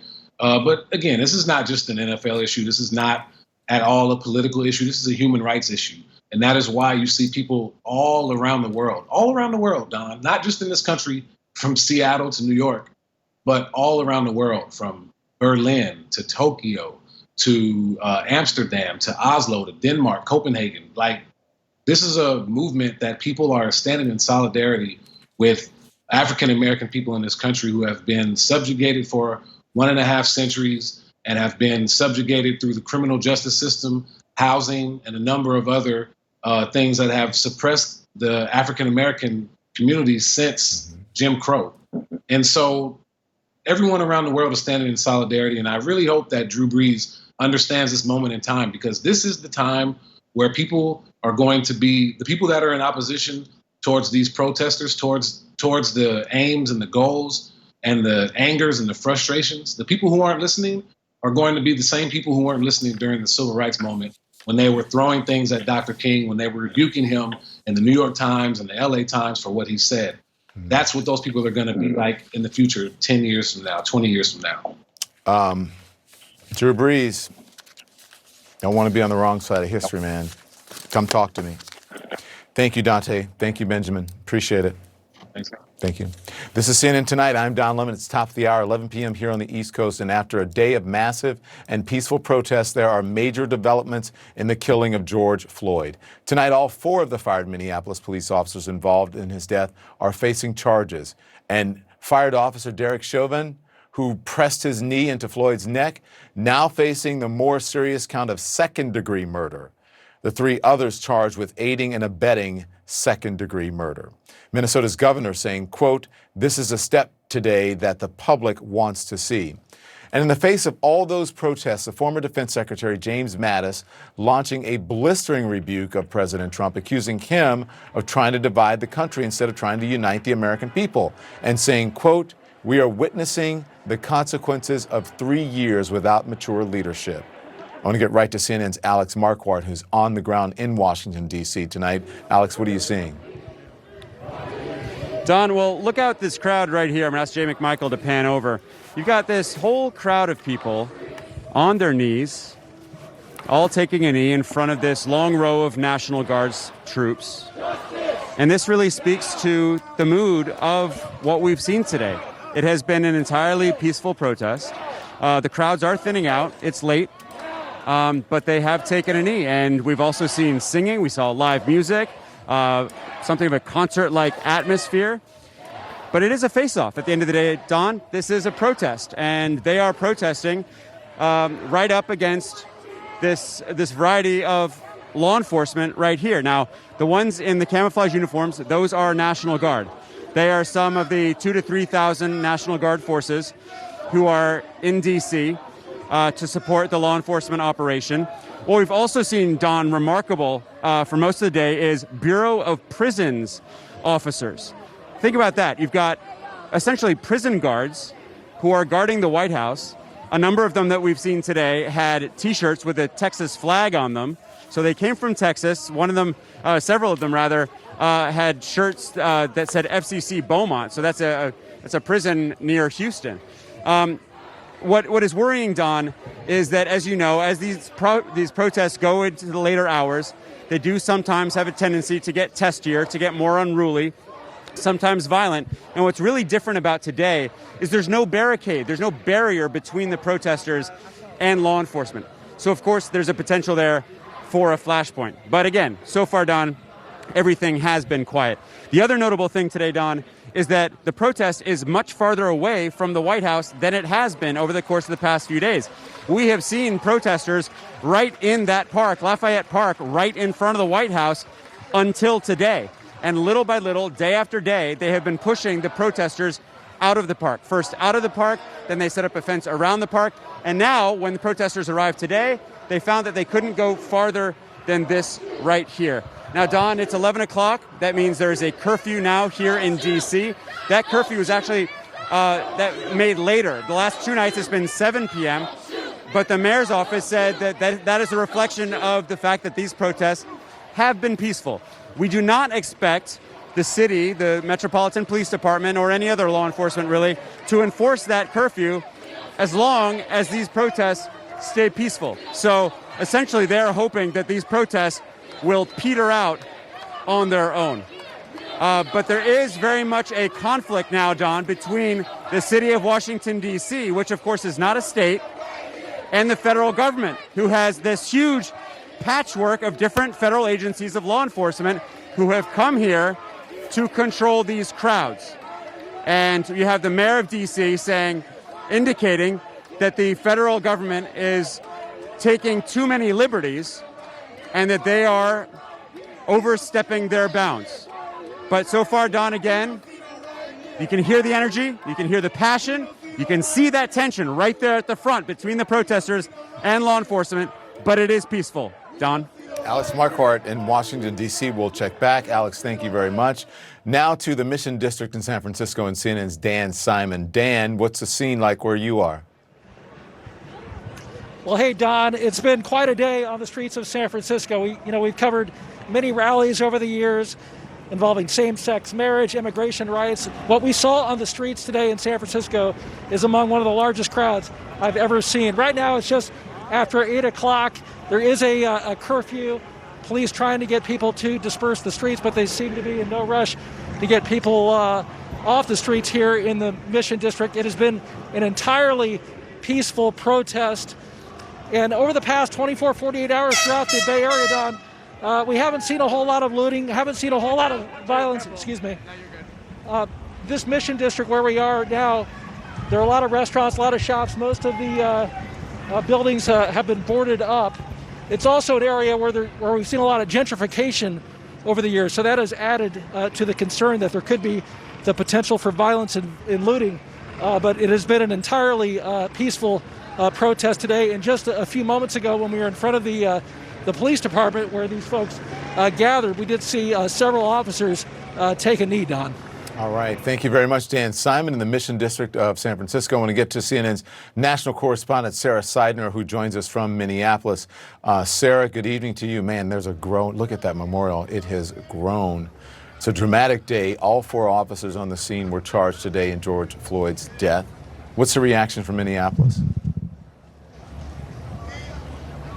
Here it was a sense of, at first, almost a celebration, but they were reminded by George Floyd's son and by the Floyd family attorney, Benjamin Crump, that you can't celebrate something like this because this doesn't mean justice, it just means charges. And a lot of people know that over the years, a lot of times when these charges are brought up, that the officers actually end up not being convicted, and that's the way that the justice system goes and juries decide. But in the mind of the family, they want to see, of course, a conviction. And so they told everyone to hold steady, be peaceful, but not to completely, throw up their hands and say, okay, we've done something here. Certainly we've seen now charges for all 4 of the officers, including a more severe charge for Derek Chauvin, the fired officer who you see there with his knee on the neck of George Floyd for more than 7 minutes. But you also are getting charges, and he's being charged with second-degree murder now and manslaughter as opposed to third-degree murder and manslaughter.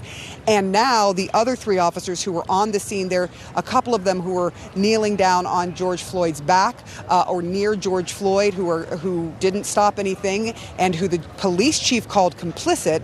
As we talked to the chief, Dawn, they are now being charged as aiding and abetting second-degree murder and aiding and abetting manslaughter. I mean, these are very strong charges, not as strong as some people would have liked to have seen, but strong nonetheless, especially for police officers in this country, Don. Sarah, we've been looking at watching protests all over the country. We have some pictures up of Washington, D.C. now. We've been looking at them in New York City. There were protests, obviously, in Minneapolis. That was the epicenter of this. That's where it started. What have the protests been like where you are today?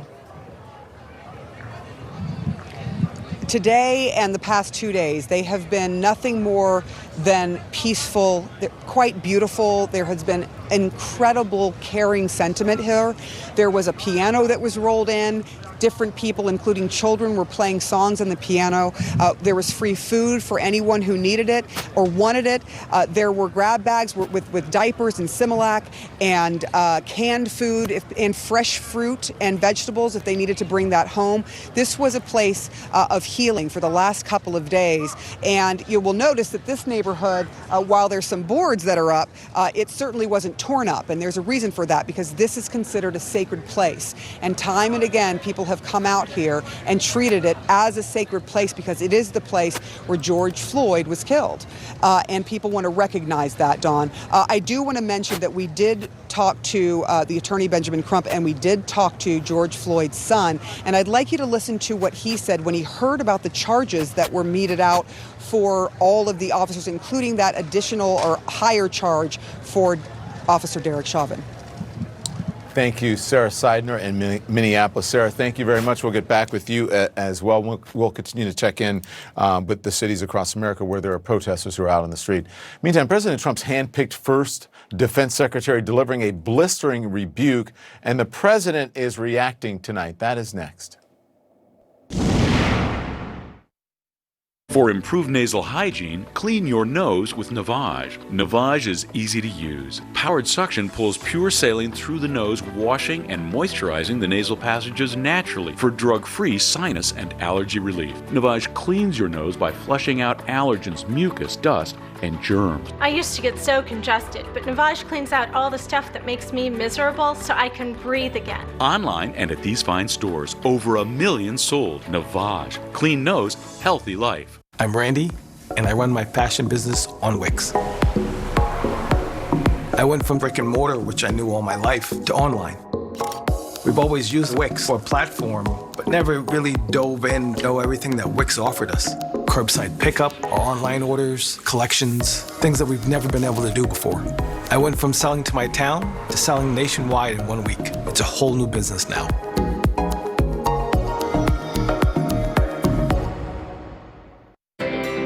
At T-Mobile, we know that connection is more important than ever. For customers 55 and up, we want you to get the value and service you need to stay connected.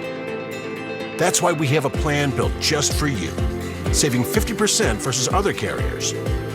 With 2 unlimited lines for only $55. And we're here to help when you're ready to switch. Visit a store or go to T-Mobile.com/55. Isn't it times like these that reminds us of what's important? The people in our lives. The ones we love. The ones who love us. And after all, what could be more important than love? We're ready to welcome you back with open arms and lots of love.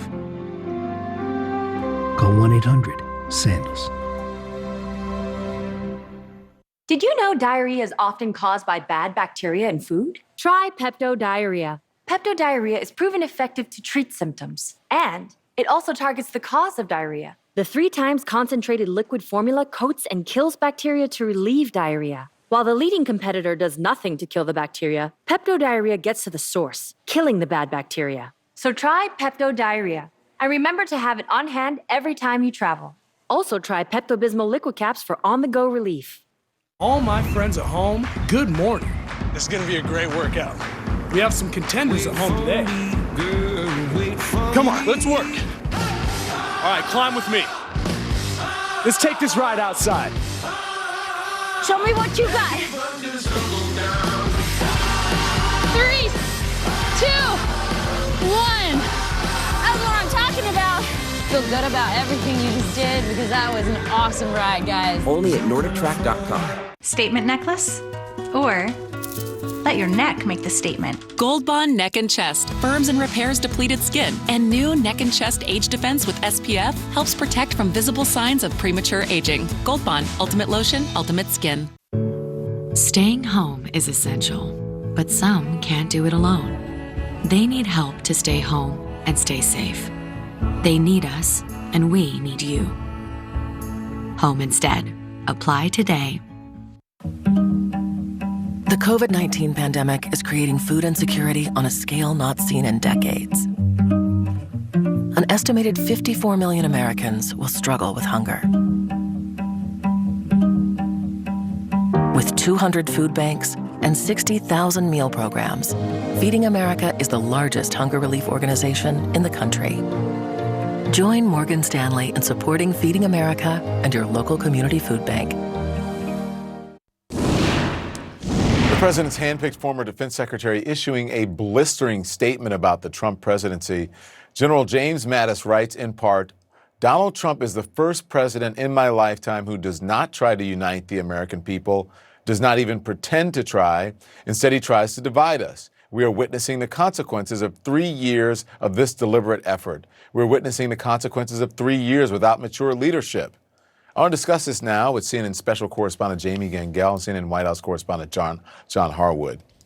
Wow is all I'll say. Good evening. Now, let's go to the break. No, seriously.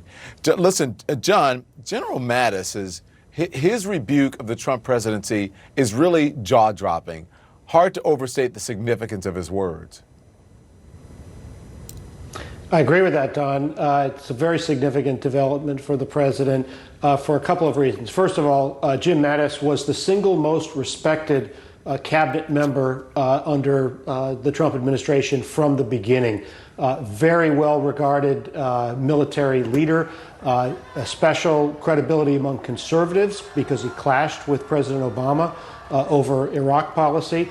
And when you put together his scathing statement, likening the tactics of the president to those of the Nazis, saying that he makes a mockery of the Constitution, saying that he tries to divide Americans, you put that together with Defense Secretary Esper's rebuke of the president today, saying he doesn't agree that we need to send active duty military, invoke the Insurrection Act, and send military officials into American cities, and also the criticism from two former chair of the Joint Chiefs of Staff. What you really have there is a statement, not in formal terms, but informally, from the U.S. military establishment to the American people that this president has gone too far. And at this moment, when the president's standing is so tenuous, when polls show him significantly behind Joe Biden, and with economic turmoil, the pandemic, and now this crisis of peaceful protest in many American cities, this is a grave situation for the president's prospects for re-election.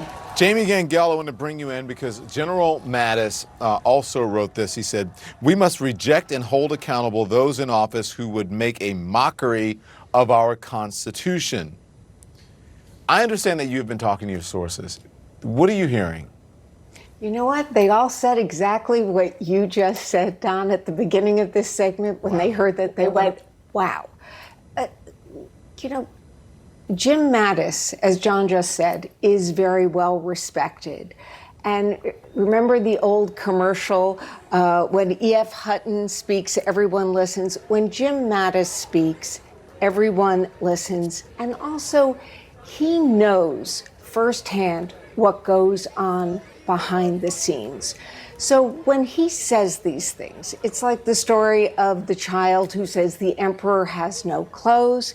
He is calling him out. As John said, this was devastating. This was scathing. And I think that other people will speak out because he has either given them cover to speak out or permission to speak out, or he's inspired them to speak out.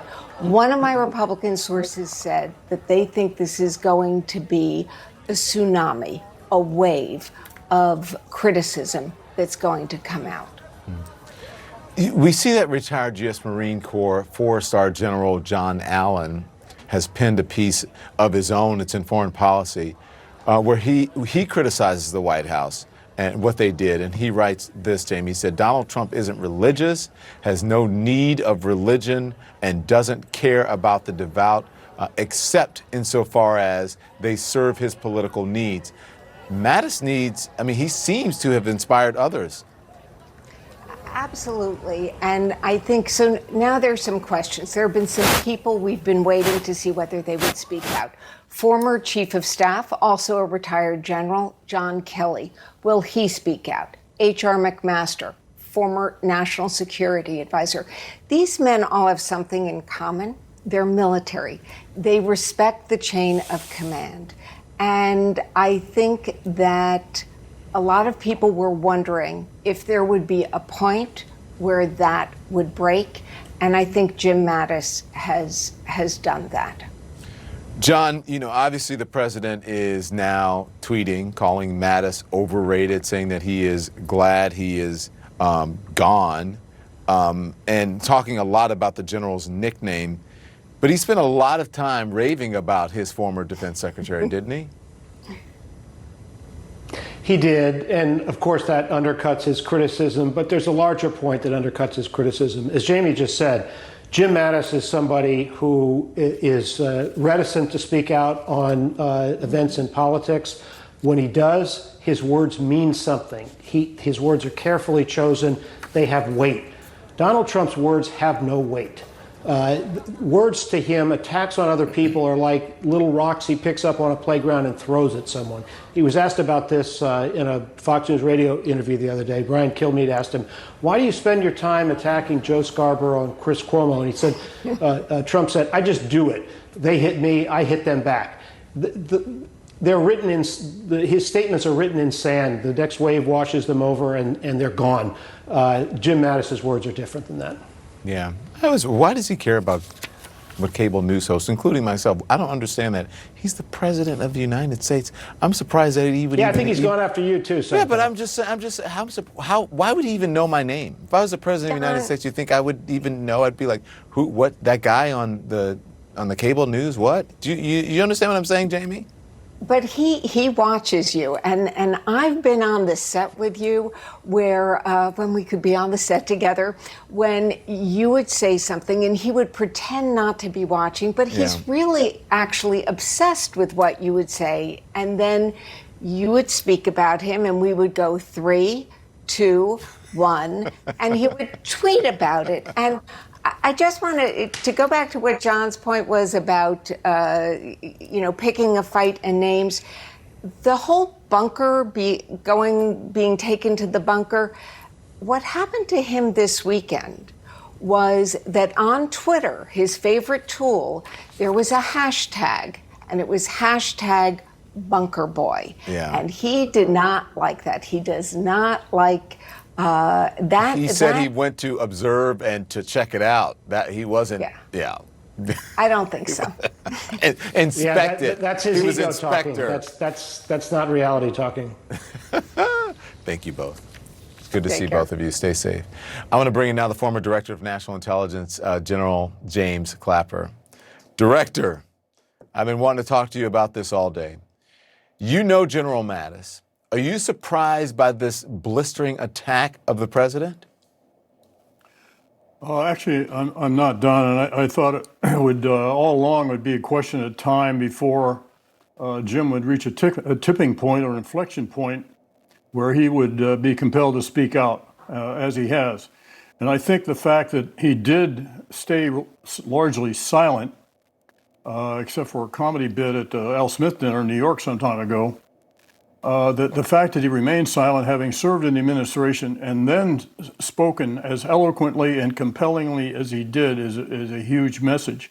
I think there's a 1-2 punch here on the heels of the article yesterday, I guess, by former chairman of the Joint Chiefs of Staff, Admiral Mike Mullen, also in Atlantic, also a scathing indictment of the president. And I thought those two together are the 1-2 punch that is a huge message for the country that I hope people think about. Today, and when this first came out, I was on with Wolf Blitzer in the Situation Room, and he asked me my response to this. Not that I downplayed it, but I said it was my thought that the general should have spoken out when he was in power. And since I've spoken to people who said, and I could be wrong, who knows? This is my thought.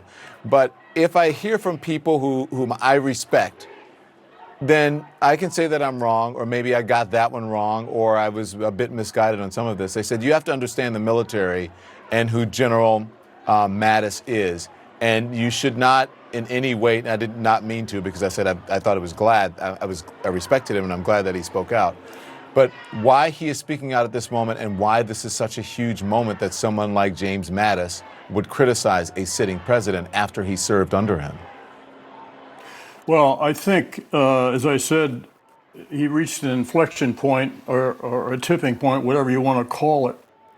And I think the prospect, the events of the last night or night before in the White House and the threat of using active duty military to police up our own citizens and the incredibly tone-deaf rhetoric used by the Secretary of Defense about dominating the battle space when we're talking about U.S. citizens is just, I think that just, as it did for a lot of people, I think too far was the tipping point. Yeah. And he had to speak up. And I expect there'll be others that will speak out as well.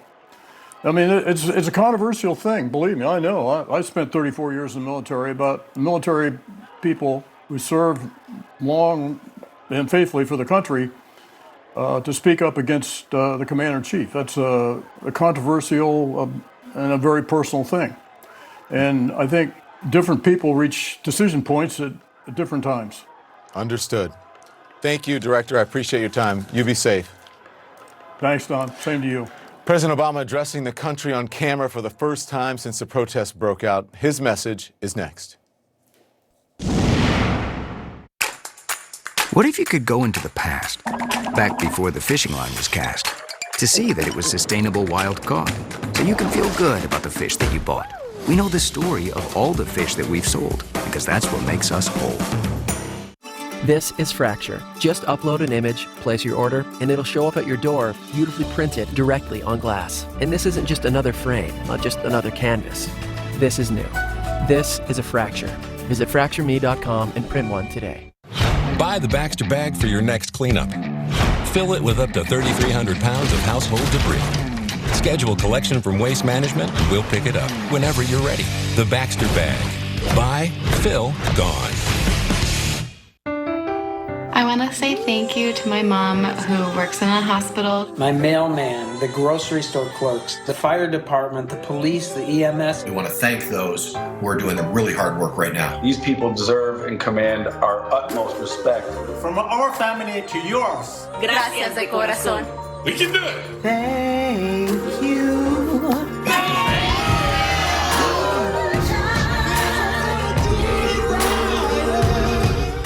So who climbs ladders to clean their gutters? Dad, I keep telling you it's dangerous. Climbing ladders is too dangerous. Leaf Filter puts an end to that. So how does it work? Leaf Filter's three-piece system filters out leaves and debris, letting water flow through freely. Do we need to replace our gutters? Great question. Leaf Filter can be installed right on top of your existing gutters. We're sold. Call 833-LEAF-FILTER or go to getleaffilter.com for your free gutter inspection and estimate.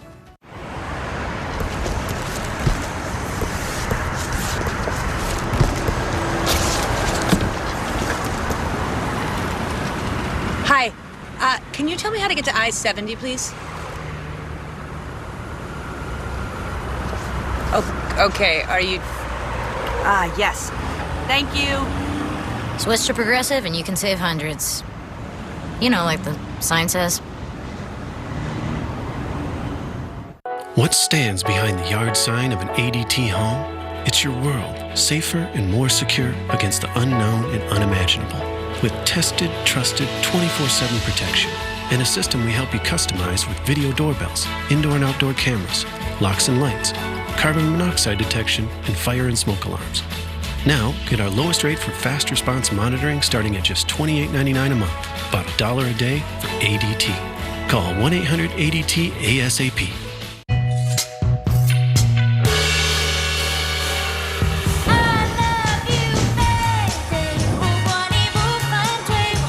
New Black Pepper Angus Steak, hot off the wok and ready for delivery, only from Panda Express. I'm David Culver in Wuhan, China. Tokyo, Japan. CNN Seoul. Hong Kong. Istanbul. In Athens, Greece. In northern Italy. In Copenhagen, Denmark. Madrid, Spain. CNN, Paris. In London, and this is CNN. At Spectrum Business, you can count on us to keep you connected when it matters most, with reliable internet, phone, and TV services. Our network was built to handle the capacity that today's challenges demand. We know these are difficult times for small businesses, and at Spectrum Business, we want to do more. That's why we're providing access to advertising resources, like a free video you can use in social media, on your website, or on TV. And we're providing small businesses opportunities for coverage on our Spectrum News networks. We're also working with SCORE, a nonprofit resource partner of the U.S. Small Business Administration that has mentors and advisors to help you navigate financial assistance and other challenges your business may be facing at no cost to you. To learn more about what Spectrum Business is doing and how we can help your small business, visit business.spectrum.com/count on us today. I'm Josh Campbell in Minneapolis, Minnesota, and this is CNN. The former President Barack Obama addressing the nation's protests, urging young black people to understand the importance of ensuring this moment brings real change. We have seen in the last several weeks, last few months, the kinds of epic changes and events in our country that are as profound as anything that I've seen in my lifetime. Yeah, well, I said young black people. He's talking to all the young people there. Here to discuss is Rashad Robinson, the president of Color of Change. He was part of the virtual town hall with President Barack Obama. Also with me, CNN political commentator and former New Orleans mayor, Mitch Landrieu. Thank you both for joining. I appreciate it. Rashad, I'm going to start with you because watching the former president, sum it all up today was fascinating, but many people have been waiting for leadership, specifically to hear what the first black president of the United States would say about what's happening right now in this country. What's your takeaway from this message? Well, I think it was really important. What he's talked about was how much this moment creates opportunity to shift the paradigm, shift what is possible. And the president didn't just speak about sort of where he thought we were as a country and talk about some of the things that he worked to achieve and some of the things that we didn't quite achieve during his time in office. But he presented, I think, for a lot of us, he sat there and he also listened to us, me and the other activists and local elected officials, talking about some of the work on the ground, the work to change the way that district attorneys do their jobs, the work to sort of change the way that we fund policing in this country and the ways that we invest in other ways to have safety and justice. And so, I think it's really important that the president speaks because his platform can really send a real message that the country has moved. And also, at the end of the day, it's kind of nice to be able to sit in a room with a leader that has read the information about criminal justice, that has an informed opinion, that isn't knee-jerk. You really miss the sort of measured, thoughtful conversation. Even if we didn't always agree, you always knew that President Obama knew what he was talking about. Mitch Landrieu, I want to bring you in here, Mayor. President Obama, the former mayor, President Obama directly addressing young people today, African Americans, black people, but also talking about the diversity in the crowd, really addressing all the young people. But his message is important for everyone in this country to understand. What do you make of what he said? Well, first of all, what I loved about President Obama is he never really lets anybody off the hook. He says to people, I understand your anger, I understand your frustration, but the work is going to be done by you, and it has to be done on the street, and you have to pay it forward. So that was the important message. There's a lot to be done here. It's not just about helping people in their personal interactions with each other. It's about changing institutions. It is about who you elect to the state legislature, who creates the legislative districts, or who is the district attorney that actually handles the prosecutions, or who the police chief is that reforms that department so that you have the kinds of restrictions in place that help police officers protect and serve in terms of use of force, in terms of early intervention, in terms of peer training. All of those things are critically important as we go forward that are not going to be easy, and they're not going to stop when the protests end. You know, the president, the former president, Rashad, closing his event with a veiled message to those who have criticized or are worried about the ongoing protests. Listen to this. For those who have been talking about protests, just remember, this country was founded on protest. It is called the American Revolution.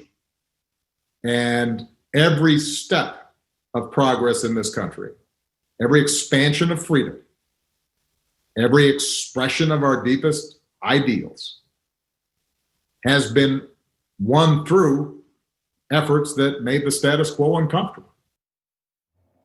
He said, get out there, challenge your leaders. Do you believe the protesters have public opinion on their side?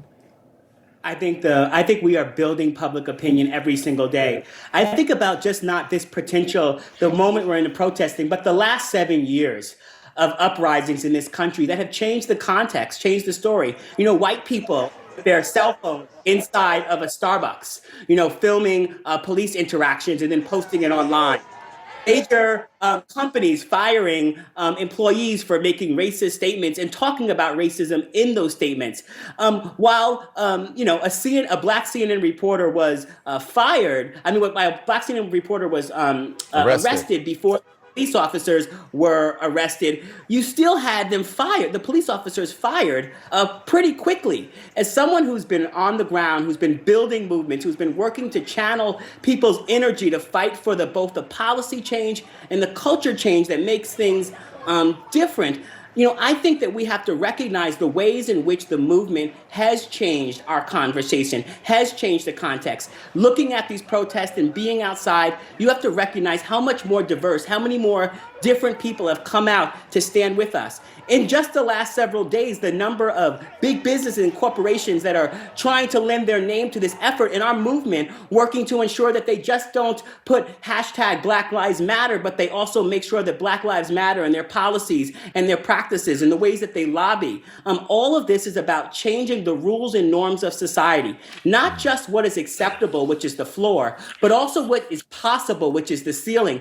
And when we can change that, we can make a whole lot of things possible. And President Obama, who is not just a leader, but a symbol, right, of so many people coming together to achieve his election, something that so many people didn't think was even possible, him really sending a message that we have to continue to fight, I think will be really important for people who may yet have joined the struggle to recognize that this too should be their fight as well. Rashad Robinson, Mitch Landrieu, our time is short because we have so much news to get to, but thank you both and be safe. We'll see you soon. Thank you, Don. Has anyone in this country changed since anything I should say in this country changed since Rodney King was violently beaten by LAPD officers? I'm going to ask his daughter, Laura King, next. Hinge is the dating app that's designed to be deleted. So meet someone worth meeting and get rid of us. We wouldn't want it any other way. National Geographic is sending Gordon Ramsay on a tasty adventure. You can do it. Oh my God. Spicy? Everything's numb. From a chef's point of view, truly inspiring. Gordon Ramsay Uncharted on National Geographic.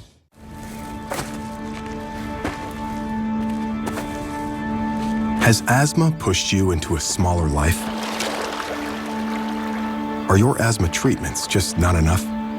Then see what could open up for you with Fasenra. It is not a steroid or inhaler. It is not a rescue medicine or for other eosinophilic conditions. It's an add-on injection for people 12 and up with asthma driven by eosinophils. Nearly 7 out of 10 adults with asthma may have elevated eosinophils. Fasenra is designed to target and remove eosinophils, a key cause of asthma. It helps to prevent asthma attacks, improve breathing, and can reduce the need for oral steroids like prednisone. Fasenra may cause allergic reactions. Get help right away if you have swelling of your face, mouth, and tongue, or trouble breathing.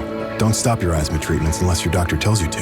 Tell your doctor if you have a parasitic infection or your asthma worsens. Headache and sore throat may occur. Could you be living a bigger life? Ask an asthma specialist about Fasenra. Nothing stops you from moving more than lower back pain. Introducing the new Lower Back Support Shirt from Tommy Copper, engineered to relieve pain where you feel it most. The secret is our 4-panel power mesh system. Back support built right into your shirt, and only Tommy has it. Relieving back pain is as simple as getting dressed. Tommy supports my back and my life. Go to TommyCopper.com to experience our full line of pain-relieving compression wear. Find out how to save 25% plus free shipping. Tommy Copper. Keep moving. Now Simparica Trio simplifies protection.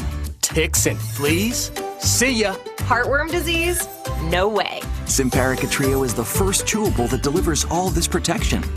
And Simparica Trio is demonstrated safe for puppies. It's simple. Go with Simparica Trio. This drug class has been associated with neurologic adverse reactions, including seizures, used with caution in dogs with a history of these disorders. Protect him with all your heart. Simparica Trio. Did you know that feeling sluggish or weighed down could be signs that your digestive system isn't working at its best? Taking Metamucil every day can help. Metamucil supports your daily digestive health using a special plant-based fiber called psyllium. Psyllium works by forming a gel in your digestive system to trap and remove the waste that weighs you down. Metamucil's gelling action also helps to lower cholesterol and slows sugar absorption to promote healthy blood sugar levels. So start feeling lighter and more energetic by taking Metamucil every day. We're in the neighborhood where George Floyd lost his life. I'm Miguel Marquez in Minneapolis, Minnesota. In Atlanta, Georgia. In Los Angeles. New York City. In Washington, D.C. And this. And this. And this is CNN. Tomorrow, George Floyd's family holds his first memorial as police involved face new charges. Start your day with the facts, the experts, the truth. Start your day with Allison Camerata and John Berman on New Day. Tomorrow, starting at 5 on CNN. Can my side be firm? Mine's super soft. With the Sleep Number 360 smart bed on sale now, you can both adjust your comfort with your Sleep Number setting. But can it help keep me asleep? Absolutely. It intelligently senses your movements and automatically adjusts to keep you both effortlessly comfortable. And snoring? No problem. And done. Will it help me keep up with him? Yep. So you can really promise better sleep? Not promise, prove. And now save up to $600 on select Sleep Number 360 smart beds, plus 0% interest for 48 months on all beds, only for a limited time. As chairman of our family-owned Cambridge Paving Stones, I welcome you all to the annual board meeting. Really? Grandpa? Board meeting! Wait till they learn it's not all fun and games, because we make Cambridge Paving Stones the hard way with ArmorTech, our unique process that produces a rich color that looks beautiful for years to come. I'm the chairman of the board! Paving stones with ArmorTech, they'll always look like new. Coronavirus. Get daily news updates. Sign up for the CNN newsletter. Protesters out in the streets of Los Angeles tonight with just minutes to go until curfew. CNN's Kyung Law is there for us. Kyung, what are you seeing? Well, you're seeing the protesters now weaving their way through downtown Los Angeles. And it's very difficult for me to estimate how many people are in this crowd. Jordan, if you want to give a look up above, it is stretching as far as I can see, and it also stretches that far behind me. This group has been here for hours and just recently started walking back and forth.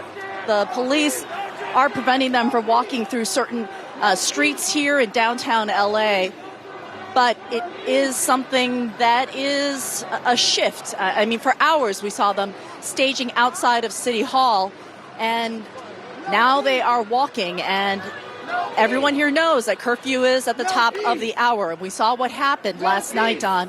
The police have been giving them about 2 hours to march, to chant, and then at some point, if they are still walking through residential areas or downtown areas, then the police move in, even if they are being peaceful. So the curfew is in place. It is scheduled to begin at the top of the hour.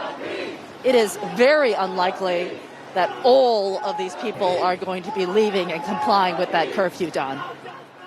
Right, you are, Kyung, and we watched last night as this curfew took place, and we slowly started seeing people get arrested, but then it did happen, and there were a number of folks who were still out there and ended up getting detained. they got detained, and I actually spoke with a young man who got detained yesterday, and he told me the fine is $1,000.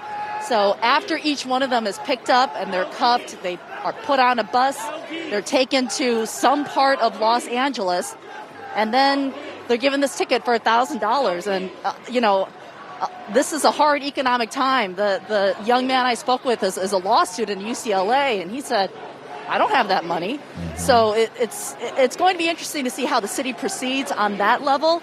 But that's what they are issuing. They're issuing $1,000 tickets. It's a misdemeanor, a fine for violating curfew. All right, CNN's Kyung Law will keep an eye curfew just about 15 minutes or so getting into place, and we'll see what starts to happen once that curfew is in place in Los Angeles.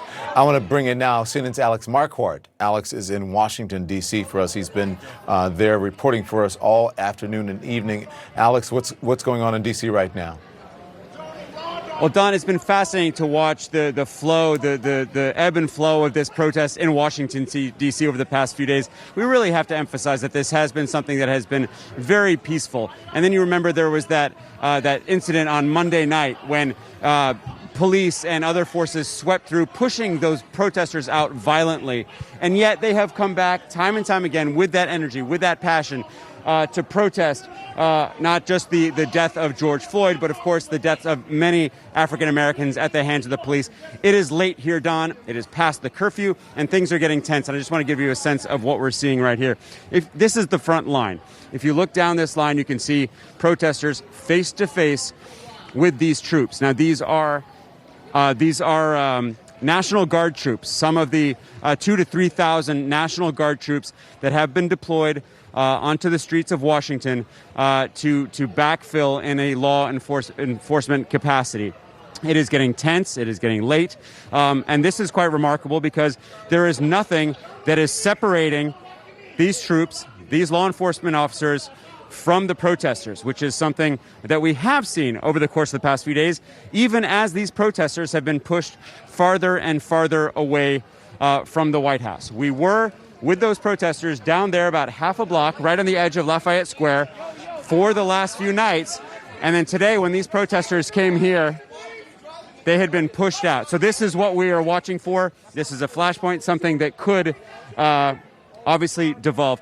One thing we want to make clear, Don, at the top of your show at 10 o'clock, we talked about the possibility of active duty troops being deployed in Washington. What I want to make clear is there are no active duty troops that have been deployed into the streets. It is just troops like these who are National Guards. But active duty troops have been sent to Washington from both Fort Drum in New York and Fort Bragg in North Carolina. They are in Washington. They are ready to be deployed, and that has created a bit of friction between the president and his Secretary of Defense. The president has said that he wants to see military putting down some of these protests, while the Secretary of Defense has said that he is not comfortable with the idea of active duty troops being used in the streets. But they have been sent to Washington, but they have not been deployed. So, Don, you can see here, tense. If I'm going to ask Jay McMichael to pan to the left, you can see that the crowds have been thinning out. This entire intersection was packed all day long, but as we said, it's late. But protesters remain. They are energized. They are frustrated, and they don't seem to be going anywhere despite this curfew. But the reason that the curfew has been pushed back to 11 p.m., Don, is because for the last few nights, the protesters have been peaceful, and we hope that it remains that way. Don? All right. Alex Marquardt out in Washington, D.C. Again, the curfew, 11 p.m. It is well past that, almost the midnight hour, and protesters are still out. Alex will check back. He'll continue to cover. You know, we're seeing big crowds of people closely packed together, protesting in cities all across this country, as you saw in the pictures there with Alex Marquardt, and as you're looking at these pictures now as well of Los Angeles. But all the while, there's a threat of coronavirus. It is still very real, very real. A new report shows tear gas could make a person more susceptible to the respiratory illness like coronavirus. We'll talk about that next.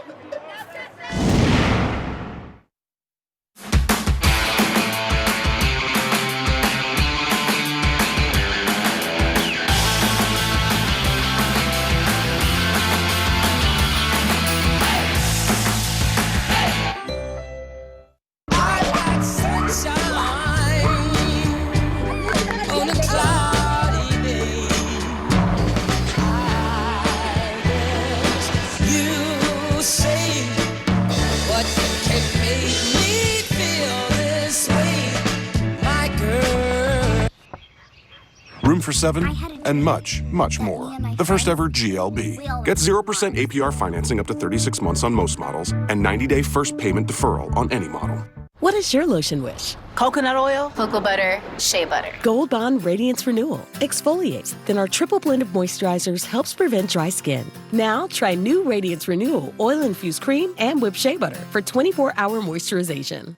Spending so much of your life underwater, you learn to talk to yourself. What you don't learn is how to talk to others.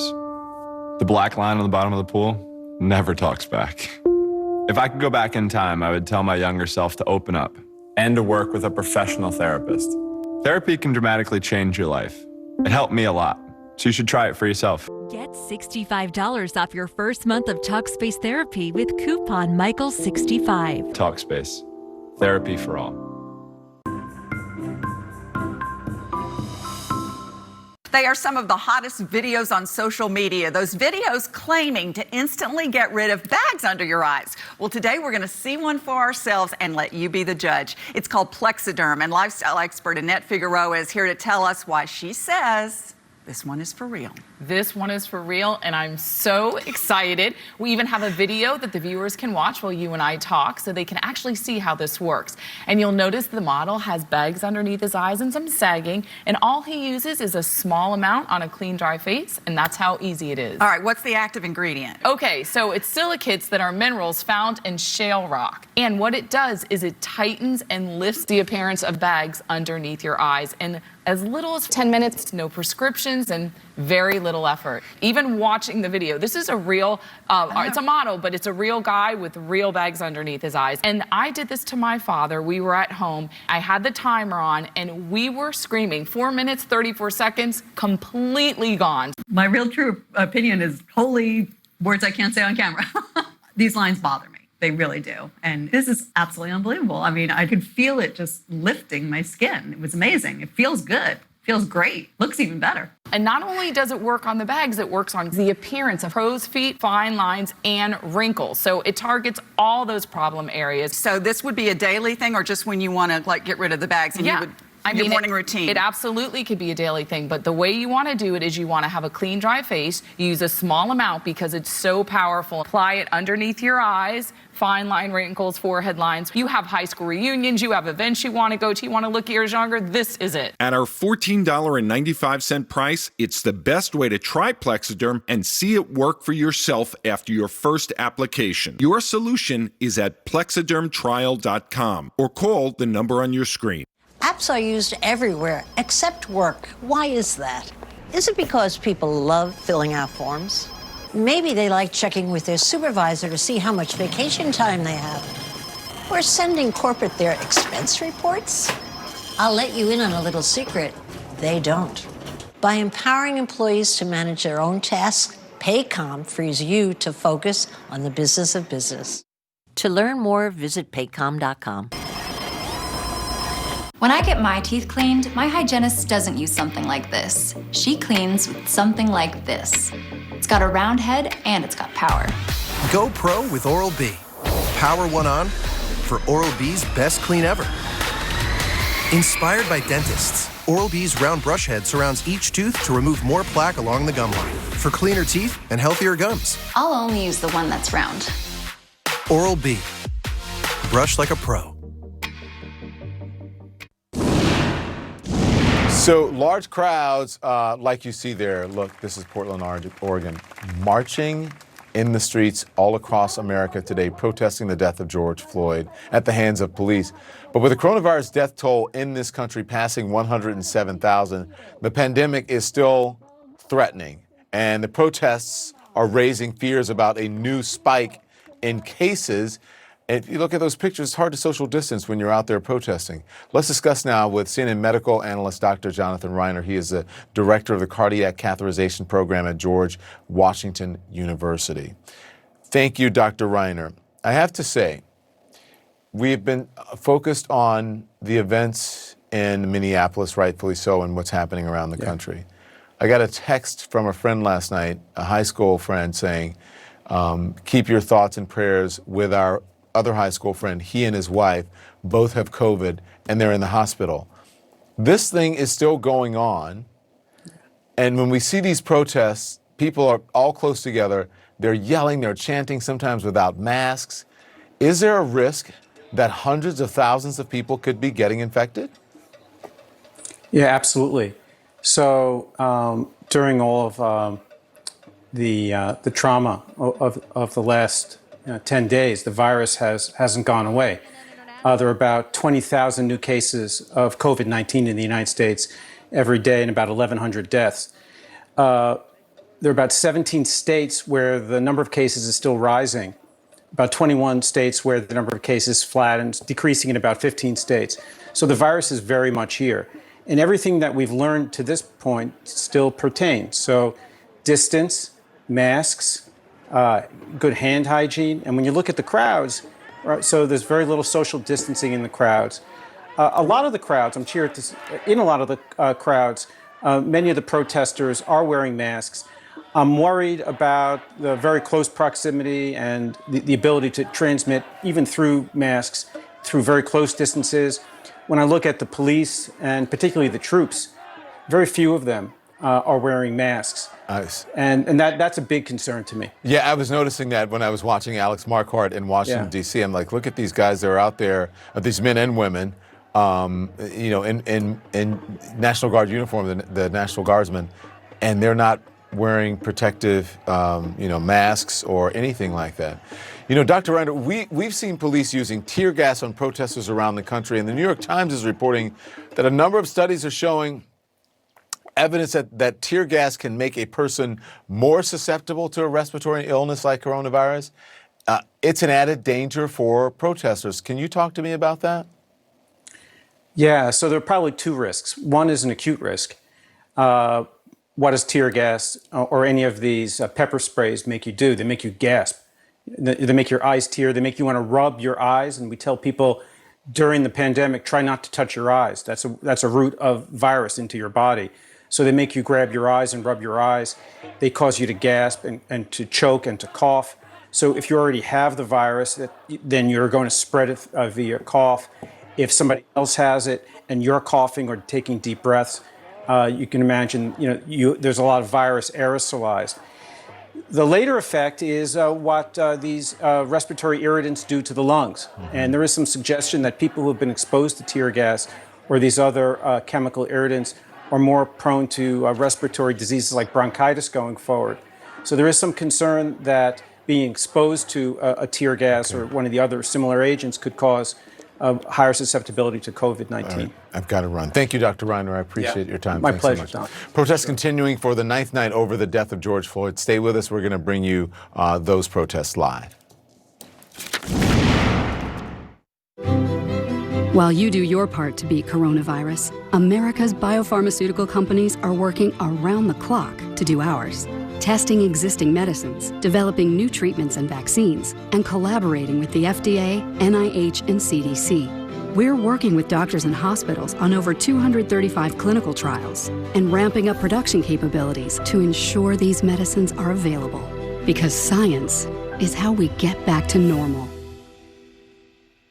Hello, I'm Mike Lindell, inventor of MyPillow. Just like you, I had problems sleeping. I tried every pillow out there and nothing worked. 15 years ago, I invented MyPillow. It took me 2 years to develop because I wanted to have everything you would ever want in a pillow.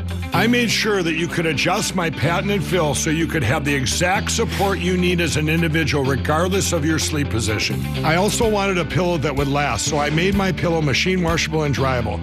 I back MyPillow with a 10-year warranty and a 60-day money-back guarantee. Not only that, I do all my own manufacturing in my home state of Minnesota. I really like the fact that it was made in the USA. I think that USA products are a better quality product. I've tried a lot of other pillows and nothing's worked like MyPillow. I'm interrupting this commercial right now to give you deep discounts, not just on my pillows, but also my mattress toppers, sheets, and so much more. For example, you can get body pillows regularly $89.99, now only $29.99, or MyPillow dog beds for as low as $19.99 with your promo code.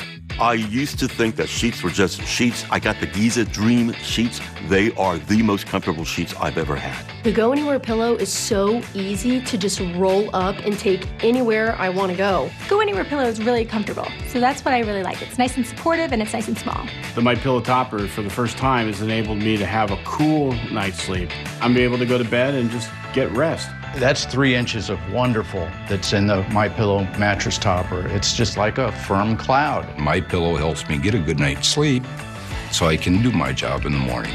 Go to MyPillow.com to get deep discounts, not just on My Pillows, but so much more. For example, you get body pillows regularly $89.99, now only $29.99. Or MyPillow dog beds for as low as $19.99 with your promo code. For the best night's sleep in the whole wide world, visit MyPillow.com.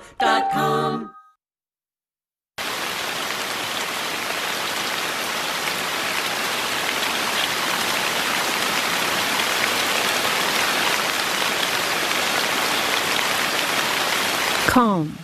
Download the free app now. You are seeing rocks being thrown and that being met with tear gas. This is a much different scene than what we saw last night. The tensions go up. It is increasingly worrisome. Do you mind telling me why I'm under arrest, sir? Spectrum Voice is the smart, reliable choice as a primary phone or backup for your mobile. Enjoy unlimited calling in the US, Canada, Puerto Rico, and Mexico, and free features like voicemail and caller ID. Just $9.99 a month. And there are no added taxes or fees. Also, Spectrum Voice has E911 service. If 911 is called, the dispatcher will instantly know your location in an emergency. That's peace of mind. That's Spectrum Voice. Call now to add Spectrum Voice for only $9.99 a month.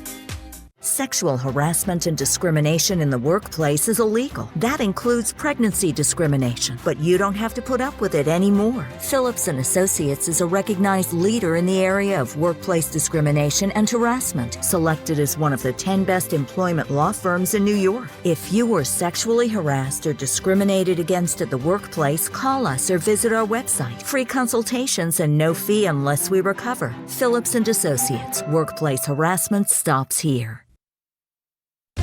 This is CNN, the world's news network. Closed captioning brought to you by Primatene Mist Asthma Inhaler, available without a prescription. Asthma symptoms can attack anywhere. Get fast relief here with Primatene Mist, available over the counter for mild asthma. Primatene Mist, breathe easy again. This is CNN Tonight. I'm Don Lemon. It is just a little after midnight here on the East Coast, and after a day of massive and peaceful protests, there are major developments in the killing of George Floyd. All 4 of the former Minneapolis police officers involved in his death they are facing charges, and former officer Derek Chauvin, who pressed his knee into Floyd's neck, now facing more serious an upgraded count of second-degree murder. And 3 others were charged with aiding and abetting second-degree murder. And in the face of all those protests, the former Defense Secretary James Mattis launching a stinging rebuke of President Trump, accusing him of trying to divide the country instead of trying to unite the American people, and saying, and I quote, "We are witnessing the consequences of 3 years without mature leadership." Protesters out in the streets of Los Angeles tonight, where a curfew has just taken effect. CNN's Kyung Law is live for us there. Okay, Kyung, it is curfew time. What are the protesters doing? What are police doing? You wouldn't know that it's curfew time if you take a look at what's happening here. This is the group that has been downtown. It is a large group, and it was even bigger earlier in the day. But you can see as we bend the corner here, how many people still remain on the streets. That's the spotlight from the police chopper as they make the turn here. And I want you, Jordan, look at the police over there. That's something we've been seeing as the protesters have been marching through downtown Los Angeles. Law enforcement protecting critical buildings. In this case, that is the LA Police Department, the headquarters downtown. So it looks like they are heading towards City Hall, I believe. It's a little difficult to predict exactly where they're going, but I'm going to actually have you look behind me as well.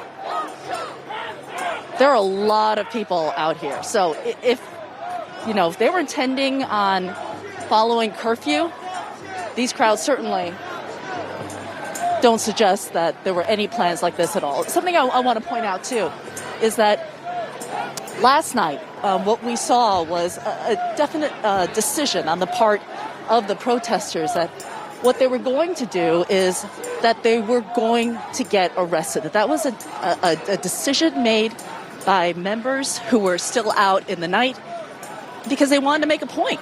They want to show civil disobedience, peaceful civil disobedience, and make sure that the city knew that they did not heed their order and that they wanted to make a public statement by being shown, getting cuffed, and being led away. Don? All right, Kyung law in the streets of Los Angeles. A curfew is in effect, just took effect 3 minutes ago. We shall see what happens. Last night we saw protesters getting arrested when they defied that curfew. I want to bring in now CNN's Dan Simon, who is in San Francisco for us this evening. Dan, tell us what you're seeing. Well, hey, Don, here we are at the end of several hours of protest, and you can see a small group behind me in front of these police officers. We're right next to the Mission District Police Department, and as we often see with these protests, at the end of the night, you get down to a few folks and they stand in front of the officers. You have a little bit of taunting going on, but all day long, it was a very peaceful protest. This is one of the largest protests I've ever seen in San Francisco, and we covered a lot of them, whether it had to do with same-sex marriage or immigration rights. You had about 10,000 people, at least 10,000 people on the streets, according to the San Francisco Police Department. And what we saw, Don, was really incredibly inspiring. We saw young kids with their parents. One mother told me that she brought her young son with her because she wanted him to witness history unfold on the streets of San Francisco and really be part of this movement throughout the entire country. This is, again, the Mission District. We haven't seen really any looting or violence in the Bay Area over the past 24 hours, but this is an area where you have a lot of restaurants and shops, so most of the area has been boarded up as a precaution, but thus far entirely peaceful, and from what we can gather, no arrests, no violence tonight, Don. The streets of San Francisco. Dan Simon, you're taking me back to my childhood. There's a television show called The Streets of San Francisco in the 70s. Thank you very much, Dan Simon. We'll check back with you. Alex Marquardt, live for us in Washington, D.C. right now. Alex, what do you know? Well, Don, protesters express themselves in many different ways. We have heard lots of chants. Tonight here we heard lots of live music. It was a really nice atmosphere. I want to show you, this is a spotlight that some protesters have set up. They are beaming different messages with these little metal inserts onto the famous Hay Adams Hotel. That one, if you can't see it, says, "We can't breathe." So that is one of the many messages, of course, that we've heard from protesters over the course of the past week. Now, this right here is essentially as close as protesters have been able to get to the White House. The White House has been the epicenter of the protests here in Washington, D.C. for the past 6 nights. What has happened, however, is that law enforcement has pushed the protesters back farther and farther away from the White House. At first, they were in the park. Excuse me, sorry about that. Okay. Then they set up a fence in the park, and today they pushed them all the way back to this line. What you are looking at here is a long row of National Guard forces, some of the 2,000 to 3,000 different National Guard forces here in the District of Columbia, here to reinforce the law enforcement efforts. What we've also seen, rather interestingly, Don, are Bureau of Prisons forces, essentially the riot police for prisons, who came here to guard the White House, all the way, some of them, from Texas. Now, right behind this row of National Guard, you can see those 2 trucks. So essentially, it would be very difficult for anyone inside the White House, say President Donald Trump, to actually see what is going on out here in the streets. I want to point out one more thing. That right there is St. John's Episcopal Church. It's the Church of the Presidents. It's gotten a lot of attention over the course of the past few days because that is where on Monday night, the president, after that the protesters were violently cleared out of the area, walked across the park to go there, not to go inside to pray. As a bishop for the diocese said, he did not mention the name George Floyd, but he went out there to hold up a Bible. Now, I spoke with the rector of that church earlier today. Parishioners, worshipers, are not able to go to that church today because of this line that you see right here. This is the first time the worshipers can't go to the church, according to the rector, since 9/11. Now, Don, we are just after midnight. It is more than an hour past the curfew. I had mentioned to you earlier that the crowds are thinning out. In fact, what we've seen are, in the words of protesters, reinforcements arriving. Down there in that intersection is another crowd of protesters who we understand marched here from the Capitol to join the protest here. Everybody out here all day, Don, has been very peaceful. Obviously, there are some concerns that at some point things could turn, as we have seen in the past few nights. And it is notable that there is no separation, no barrier between those forces, those National Guards, and the protesters. I should mention there is a bit of controversy going on between the city of Washington and the federal government, because the federal government has gotten this hodgepodge, this patchwork of all sorts of different agencies, more than a dozen, to help them out on the law enforcement front. And the mayor of D.C., Muriel Bowser, has insinuated that the federal government is overstepping their bounds. And the chief of police here has said that what we have seen from these federal law enforcement officers has made his job much more difficult. So the mayor of D.C. is saying that they are looking into the legality of deploying military forces on the streets of D.C. And she says that, in fact, making a move like that, deploying military forces, is unconscionable. Don? Alex Marquardt in Washington will follow. We'll check back. Thank you very much. The former President Barack Obama throwing his support and encouragement behind the thousands of Americans taking to the streets to protest George Floyd's killing, and speaking directly to young people of color, urging them to feel hopeful even as they may feel angry, because he believes change is coming. I want to bring in now CNN's W. Kamau Bell, the host of CNN's United Shades of America. How are you, sir? I got enough CNN and enough W. Kamau Bell. I saw you on The Tonight Show last night. Nice job. It was really good. You said something very profound, and I'll talk to you. You said something, it goes along with this. You said, we are living in the part of history that people write about right now when you see these massive protests and what the president did day before yesterday with that photo op. It's pretty incredible. Yeah, I mean, I think a lot of people, with the COVID-19 pandemic, which, as quiet as it's kept, we're still in the midst of a global pandemic. People aren't paying enough attention to the fact that, things are not going to get back to normal, and this just redoubles the fact that things are not going to get back to normal. Do you think that the diversity in those huge crowds is notable? What do you think of that? I mean, I live in the Bay Area, so I'm used to protests being multiracial, multi-ethnic, multi-religion, multi-gender. I think that right now, because of the pandemic, everybody's at home and everybody's frustrated. So and even though it's hitting Black people at a harsher rate, everybody is suffering under the pandemic. So we all have seen this footage of George Floyd. And so the outrage is so palpable because a lot of times white folks could avoid these videos if they don't want to see them, but you can't avoid it because many of us are sheltered in our homes. Do you think more people would be out if it wasn't for COVID, out on the streets?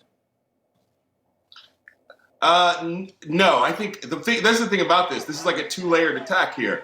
People have the opportunity to be out in the streets because a lot of us aren't working. A lot of people don't have jobs to go to. So the opportunity that COVID provided that you didn't have a job has allowed people to be outside, which is why many people aren't respecting these curfews because they don't got to be up in the morning. What do you think of all four of the officers being charged? It's a long way from, the end, but are you encouraged by any of this?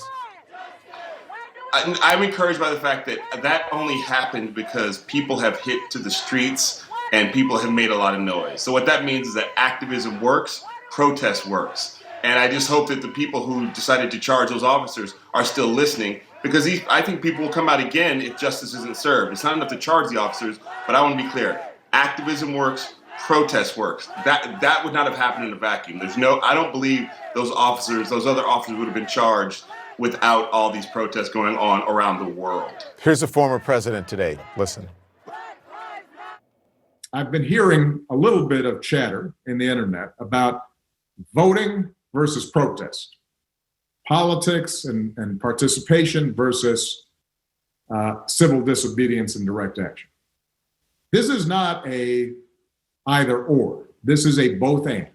To bring about real change, we both have to highlight a problem and make people in power uncomfortable, but we also have to translate that into practical solutions and laws that can be implemented and we can monitor and make sure we're following up on. You just answered part of what he talked about when he talked about voting versus protesting. And listen, it all works, right? But you talked about people sometimes needing to be made uncomfortable to listen. Do you think people in power are listening? I mean, to hear General Mattis come out and speak against Trump, we all know military people don't want to do that. They don't want to speak against the commander-in-chief. That is the power of the people. We all sort of suspected Mattis felt that way, but he never said it out loud. I know, but I'm like, why didn't you say it out loud? Why are you just saying it out loud? But anyway, that's not how military. Eternal question. I know, but that is the eternal question. But everyone is telling me now, since I said that earlier, that I appreciate his service. I appreciate him saying it. I don't want to downplay the importance of what he said. But why did he do that when he was in power? Go on. I'm sorry. I mean, let me be clear about this. Everything that has happened with Trump, aside from COVID, everybody I hang out with in the Bay Area and Oakland knew was coming. Police power in the streets, beating up people and being violent, and something that feels more like authoritarian rule than democratic rule. Everybody I know in Oakland knew this was coming. We didn't know the COVID-19 thing was coming. And for the 3 years Mattis talked about, me and my friends have been wondering, when is one of those people close enough to talk to him going to say something? Most of them don't say anything until after they leave. To me, these people are just like those officers are guilty. Everybody who surrounds Trump, complicit. Even Democrats who are close enough to get to him, are all implicated in this. Yeah. No lies detected. Thank you, sir. Thank you. Appreciate you. Keep up the great work. We miss seeing you in person.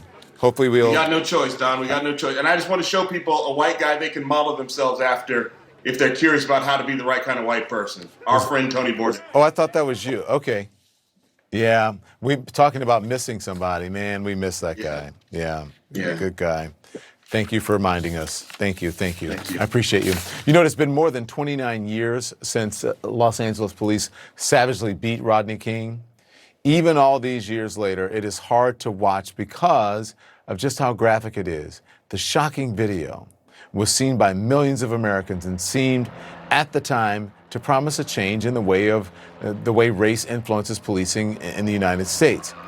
Now with Americans, all across this country now protesting in outrage over police violence against another black man, how much has actually changed? How much has changed? I'm joined now by Rodney King's daughter, Laura King. I'm so glad to have you here. Thank you so much for joining us. Thank you, Don. I'm honored to be here tonight. Thank you. The officers who beat your father were acquitted in 1992, sparking the Los Angeles riots. And as of today, the 4 of the police officers involved in George Floyd's death have been charged. Are you confident that we're going to see justice this time? And what would that look like? Honestly, I don't want to be negative, but no. I still don't feel like the officers that were involved in my father's beating, I don't think we got justice for them. It was like, in the media, we got justice. However, if I'm not mistaken, none of them got long-term sentences. As a matter of fact, if I'm not mistaken, I've done research recently. One of them is employed by the, I believe, Santa Monica Department or the Culver City Department, which is very depressing for me because that means he got his job back, which means somebody else is now suffering because I'm sure he didn't learn, because I'm sure he did not get long-term sentence. So no, I don't. I just think it's unfortunate. I got to spend a considerable amount of time with your father. In 2011, I did actually a documentary on an hour on your father. I did an interview with. You remember that? I don't know if did I meet you then? I don't. Were you a little? No, but I watched that interview over and over because it helps me. But I know exactly what interview you're talking about. Yeah, I remember the house with the pool in the backyard and so on. Listen, I interviewed him. It was 2011. It's after he was stopped by police, right after the 20th anniversary of that infamous beating at the LAPD. And I asked him if he thought things had changed. Listen to what he told me. Do you think things have changed when it comes to police, especially in Southern California, in Los Angeles? Does it seem like it's a different department now? You didn't go to jail. You weren't abused in any way. I would imagine they treated you fairly respectfully. Oh, yeah, I'd have to say that the police enforcement has been working on relations in Los Angeles County and California, period. It seems like since the beating, it's been a big difference in relations with public relations and policemen. Real big difference. Yeah. That wasn't part of the documentary. It was an interview I did with him. But here we are 9 years later, and for me, 20 pounds heavier later. And the country's again reeling from police violence. Have the underlying issues really changed since 1991, 1992? My dad is a person that's full of hope. He's full of positivity. And I too see that. I see a little change, but honestly, no, we should not be where we're at 30 years later. There's no way we should be where we're at. Like this, America woke up, but we still are in the same place. To me, that's how I feel. I feel like, a lot of people are more aware of the situation, but we're still at the same place. Still, if not worse. George Floyd has a daughter who is just 6 years old. You were around that same age when your father was beaten. How did that change your life, Laura? That's something that, here I am, 36, that's something that I live with every single day. And that's something that she will unfortunately live with every single day. I don't wish that upon anybody. There's nothing you can possibly do to make her feel better. There's nothing you can say. There's nothing, no materialistic type of anything. I'm speechless. She lost her father. That night my father was beaten. I lost a part of him, but I didn't lose him, luckily, by the grace of God. But I don't even have words for her because I can't even imagine that. That's a different kind of pain that even I don't know about, So, of course, my father has passed on. But as far as that night's concerned, I got to hug my father after that, even though he was never the same. She will never get that opportunity. And for me, that's sickening. Yeah, we shouldn't have to, and she shouldn't have to witness that. As myself, as Eric Gardner's daughter, Sandra Bland's sister, no one should have to. You can go to the internet and try to escape it, and you're stuck with it over and over. To me, that's sick. Yeah, well, and you're stuck with it over and over. I'm sure that when you're watching that videotape of your father being beaten, makes you feel a certain kind of way because you relive that time. You launched the I Am a King scholarship in your father's memory. The scholarship aims to help Black fathers spend more time with their families. Talk about why you began the scholarship, Laura. I actually began the scholarship because on the TV, in the media, all we see is negative images of African-American men. And that's not the case. And it's not fair. And it's like our children need to see that these men are not bad men. These men are working men. These men are lovable. These guys are providers. They do want to spend time. And it's like in urban communities, in certain communities, they can't afford to take off work and spend time and, provide a great night. Just what we would consider a basic night for a kid. A lot of them can't even provide that. A lot of them can't even see their kid for whatever situation. So we launched it last year, April 29th, in the anniversary of the riots, in honor of Black men, in honor of positive image of Black men, to promote positive bonding with families, because we know that self-esteem is built from fathers, let alone African-American fathers. But we wanted to honor them because America doesn't. I've never seen positive images of a Black man on the television. You won't see positive images of them spending quality time, smiling. You never see anything. So we wanted to promote that and enhance that. Well, Laura, we thank you for your time. It's good to see that you're doing well, and it's the I Am a King Scholarship. Check it out. Thank you very much. Yes. Be well. Be safe. Thank you. Thank you. Likewise. The former Defense Secretary James Mattis delivering a blistering rebuke of the Trump presidency tonight, and you'll hear all of it next. But first, I want you to hear this. These are protesters in our nation's capital singing the late Bill Withers' Lean on Me. We all need somebody to lean on.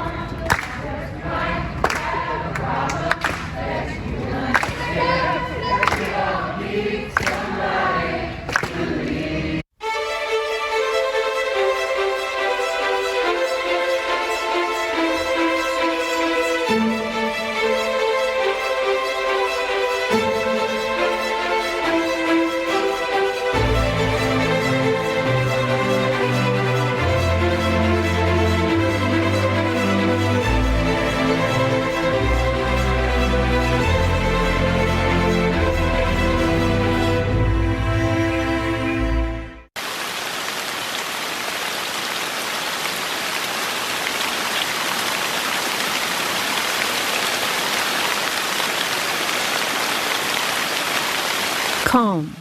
Download the free app now. Buy the Baxter bag for your next cleanup. Fill it with up to 3,300 pounds of household debris. Schedule collection from Waste Management and we'll pick it up whenever you're ready. The Baxter bag. Buy, fill, gone.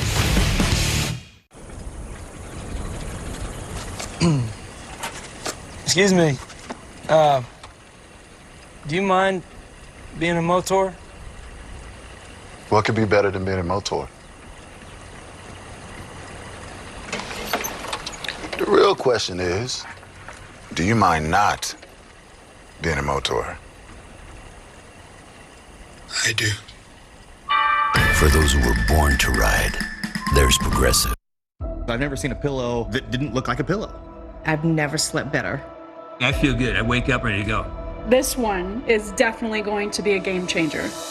Introducing Angel Sleeper from Copperfit, our revolutionary new posture pillow designed to give back and side sleepers a better night's sleep for an energized day. This is the most unique and innovative pillow I've ever tried. It wakes you up revitalized. I just feel more alive. The Angel Sleeper is formed with special sleep posture contours and adaptive memory foam for proper spine and neck alignment that reduces pressure on your body for perfect rest and recovery. It holds your head and neck in an aligned position so that you can have good night's rest all night long. For side sleepers, the cradle design supports you in the optimal side sleep posture, while the unique side cutout rests your arm in the perfect position to help reduce stress on your shoulders. The contour arm support is simply brilliant. If you are a side sleeper, you know that you sleep with your arms up. My neck and my spine felt like it was a perfect balance. I slept like a baby all night. For back sleepers, reverse the Angel Sleeper to the neck cradle for perfect sleep alignment to help reduce aches and stiffness in the neck, shoulders, and back. Someone actually took the time to create something that works for how people are supposed to be sleeping.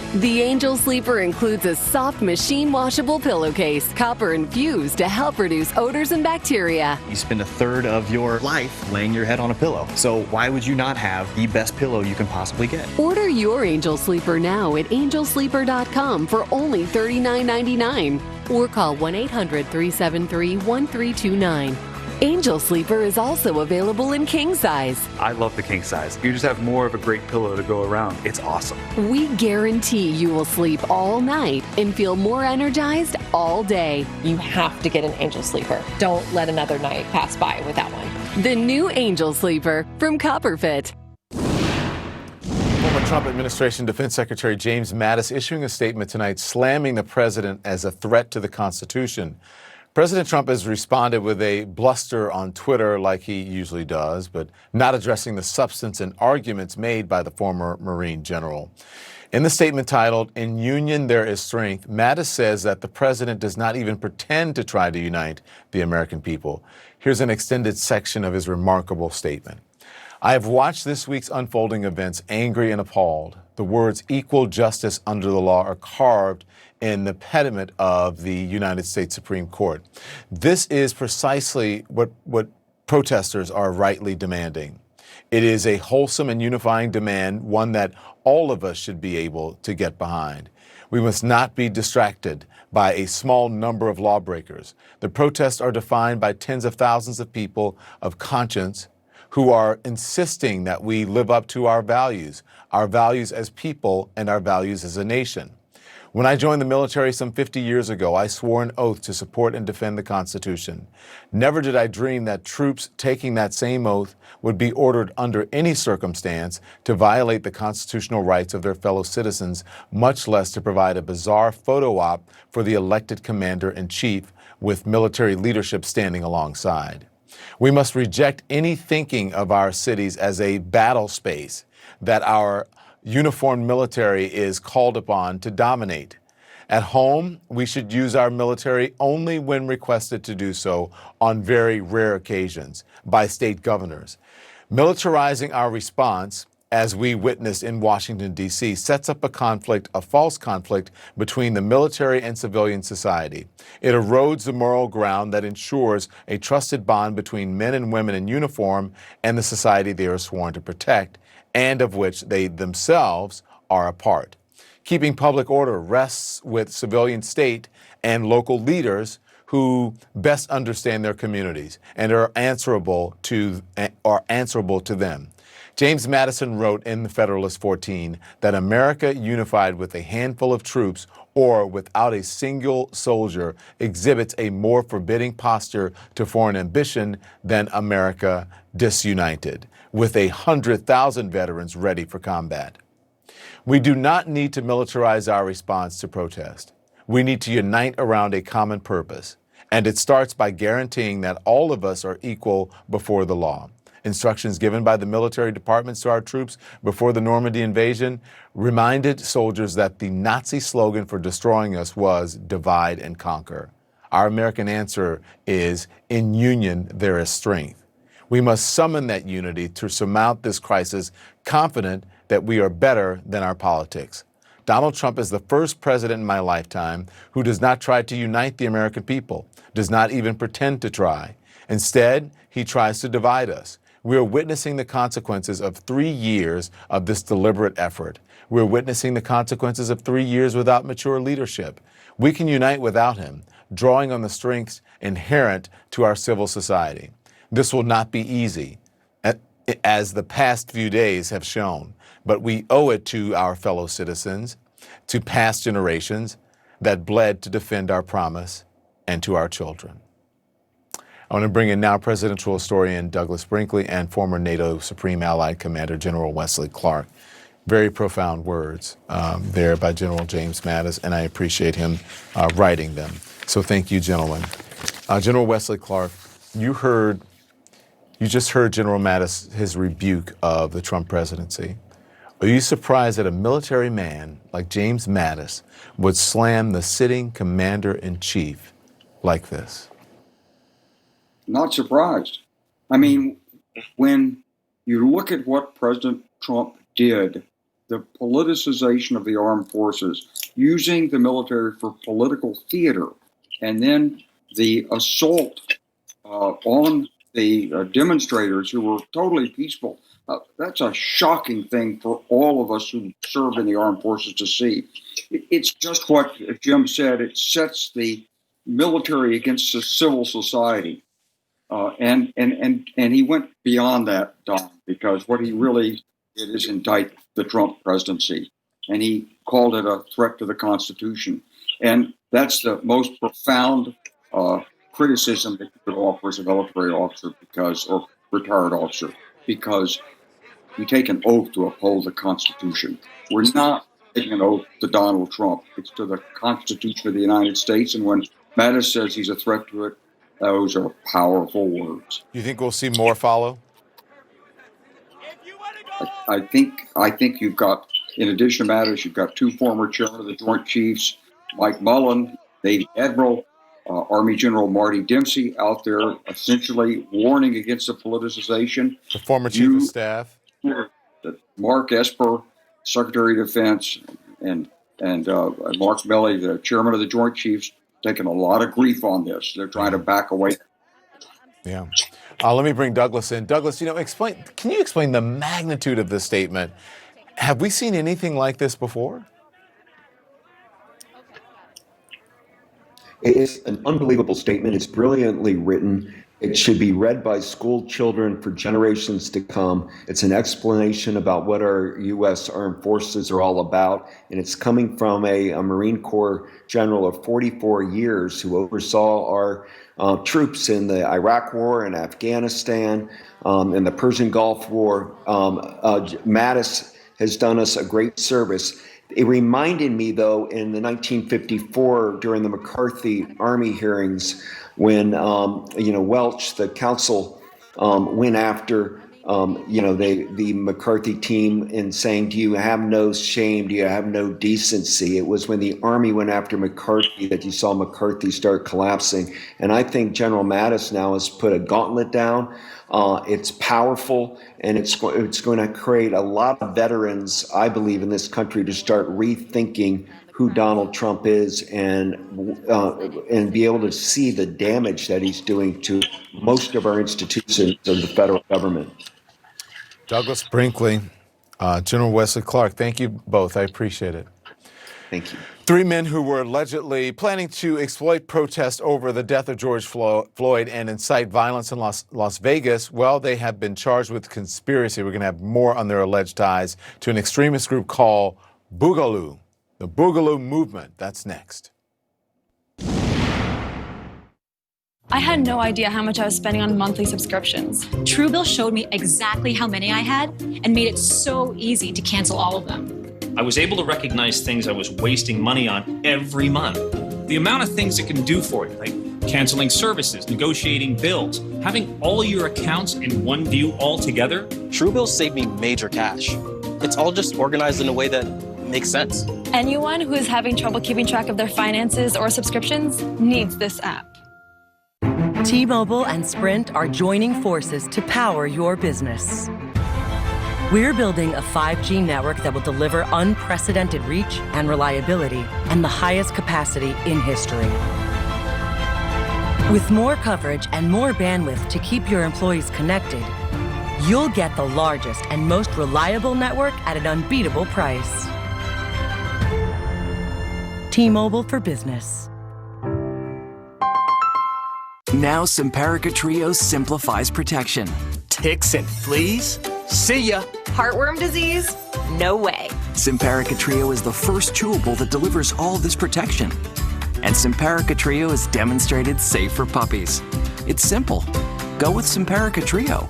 This drug class has been associated with neurologic adverse reactions, including seizures, used with caution in dogs with a history of these disorders. Protect him with all your heart. Simparica Trio. During this crisis, millions of Americans have lost their jobs, leaving many feeling stressed and anxious. And most of us just don't know how to deal with it. But we can try by taking time to look after our minds. Headspace is now free for everyone in America who's lost their job, to help you get back on your feet. Headspace can't fix everything, but it can help you cope with today and whatever tomorrow brings. Be kind to your mind at headspace.com.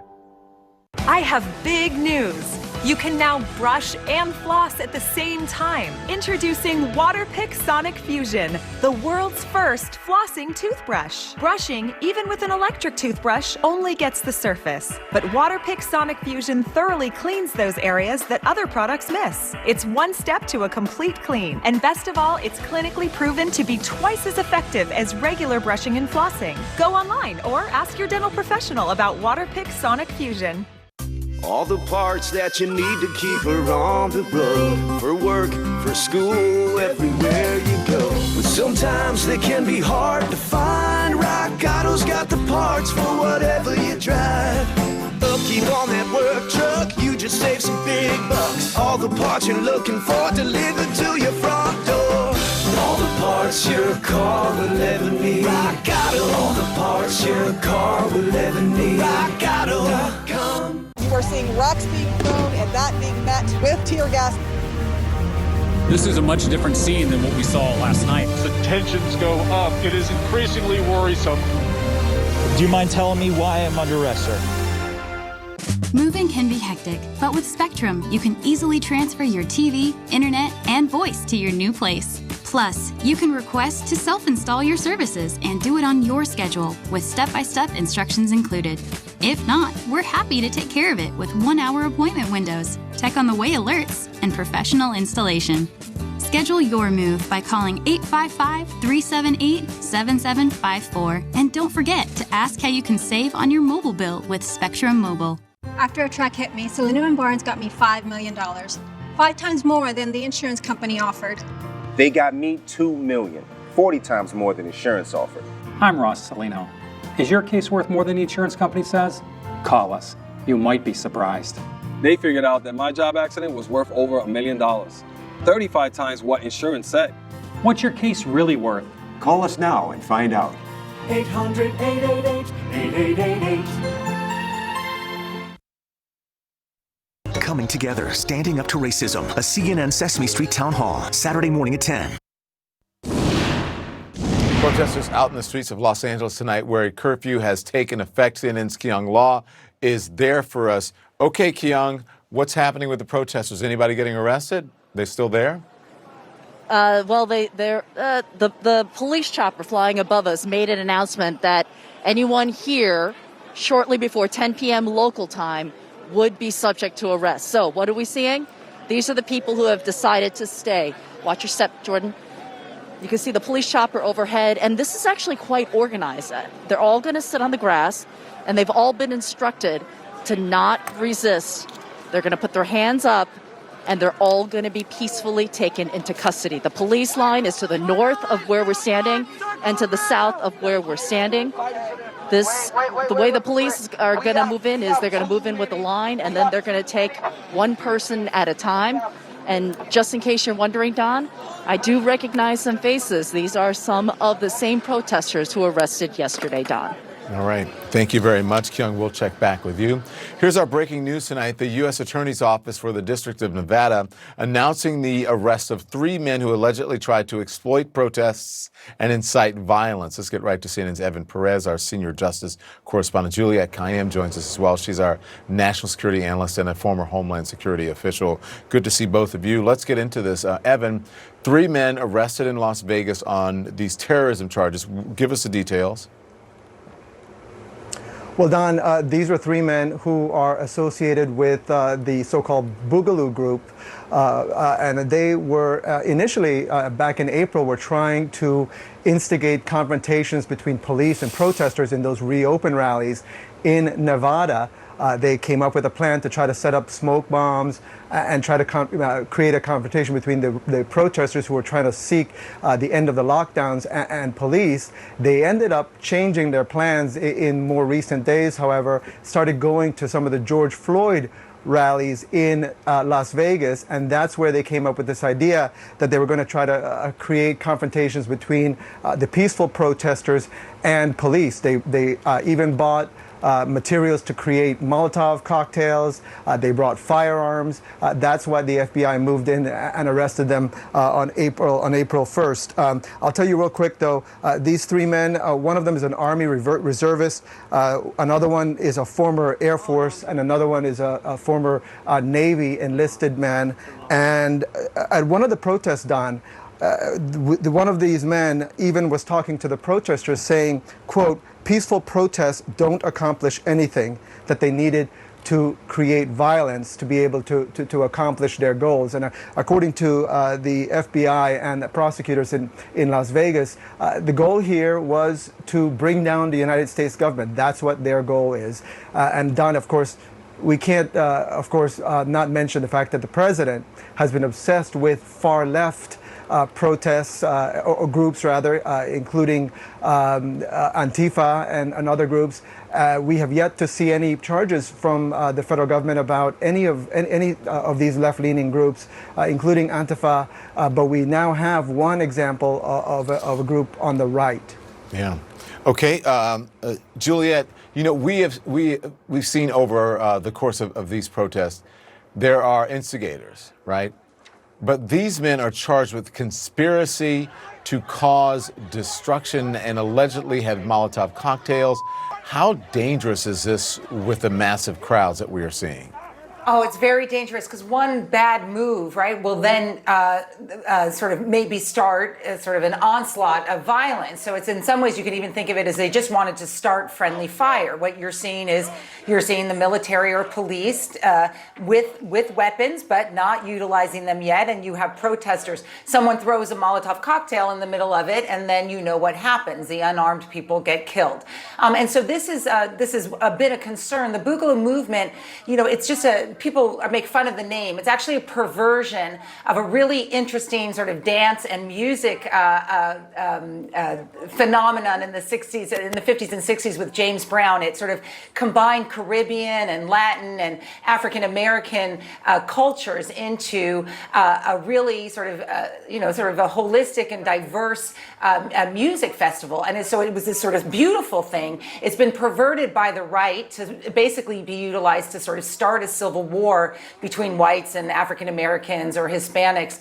And what has happened, as Evan was rightly saying, is during the pandemic, during the lockdown, you saw on online websites the rise of Boogaloo within the sort of right-wing movement, as sort of saying the government is taking away your freedoms. They got very popular in the last 2 months, and then when these protests started, they just sort of switched their orientation and then moved towards trying to disrupt lawful protest against police violence. So it's a very dangerous group, and we see the military nexus of them with these three men having some military background, which is always sort of terrifying because they're trained, and it's a great arrest. I mean, it's very important because this could have been incredibly dangerous. Well, and to Evan's point earlier, Evan, you said, the president has been blaming all these other groups on Antifa. Yes. They've been saying all this, what he says, left-wing groups, and here we have evidence of a right-wing group. I wonder if he's going to say, they're taking the right, picking on the and the, Don, the keep right in mind wing also. Right. Keep in mind, Don, also, if you remember, during those reopened protests, especially in Michigan, the president was out tweeting saying these are very, very good people. These are people you gotta, meet them halfway. He was exhorting the governor of Michigan to come out and at least give them something so that they, again, these are patriots, he said. Clearly, these are some of the same protesters. We saw some of them in the Michigan State House. The Boogaloo Group was among the groups that were out there as part of those reopened protests. He said the opposite, obviously, of groups on the left. Mm-hmm. And again, look, we've heard from law enforcement, Don, that there's groups on the extreme left and the extreme right that have been trying to take advantage of these protests in honor of George Floyd. And so the fact that the president is only focusing on one of them, on one side, and his attorney general too, by the way, is what makes this remarkable, right? Because we haven't yet seen any. We do suspect, though, that there are going to be some cases. There's a lot of cases that are still in the pipeline. Yeah, this is just the beginning. Thank you, Evan. Thank you, Juliet. I appreciate it. People across the country coming together to say what happened to George Floyd isn't right. Is this a watershed moment for this country? If you have moderate to severe psoriasis or psoriatic arthritis, little things can become your big moment. That's why there's Otezla. Otezla is not an injection or a cream. It's a pill that treats differently. For psoriasis, 75% clearer skin is achievable with reduced redness, thickness, and scaliness of plaques. For psoriatic arthritis, Otezla is proven to reduce joint swelling, tenderness, and pain. And the Otezla prescribing information has no requirement for routine lab monitoring. Don't use if you're allergic to Otezla. It may cause severe diarrhea, nausea, or vomiting. Otezla is associated with an increased risk of depression. Tell your doctor if you have a history of depression or suicidal thoughts, or if these feelings develop. Some people taking Otezla reported weight loss. Your doctor should monitor your weight and may stop treatment. Upper respiratory tract infection and headache may occur. Tell your doctor about your medicines and if you're pregnant or planning to be. Otezla. Show more of you. Introducing. Oh, and right after that, we had to stop production on my first ad as owner of Mint Mobile because, So instead of an epic ad, I created an epic slide. Mint Mobile is premium wireless for just $15 a month. Crazy, right? See, slides can be compelling. Ooh, thank you, slide. Oh, the Mint Fox. National Geographic is sending Gordon Ramsay seriously on a tasty adventure. Let's go. To connect with cultures around the world through food. Oh my God. Adding a dash of danger. You can do it. You're a tough guy. Humor. Are you crazy? And humility to taste. Spicy? Everything's numb. Gordon's back on National Geographic, feasting through all new locations. From a chef's point of view, truly inspiring. Gordon Ramsay Uncharted, new season, Sunday on National Geographic. Buy the Baxter bag for your next cleanup. Fill it with up to 3,300 pounds of household debris. Schedule collection from Waste Management and we'll pick it up whenever you're ready. The Baxter bag. Buy, fill, gone. He heard what he thought may have been a gunshot. One murder. A tremendously violent scene. We found the victim on the floor. 5 key players. I couldn't imagine who would do this. They interviewed a whole bunch of us. The stakes were very high. The countrywide manhunt, they can be anywhere. Somebody calls and says, we have your guy. 5 perspectives, 1 shocking truth. The Killer Truth. Back-to-back episodes starting Sunday at 9 Eastern on HLN. With Life Alert, one touch of a button can get you help fast. I've fallen and I can't get up. Don't worry, help is on the way.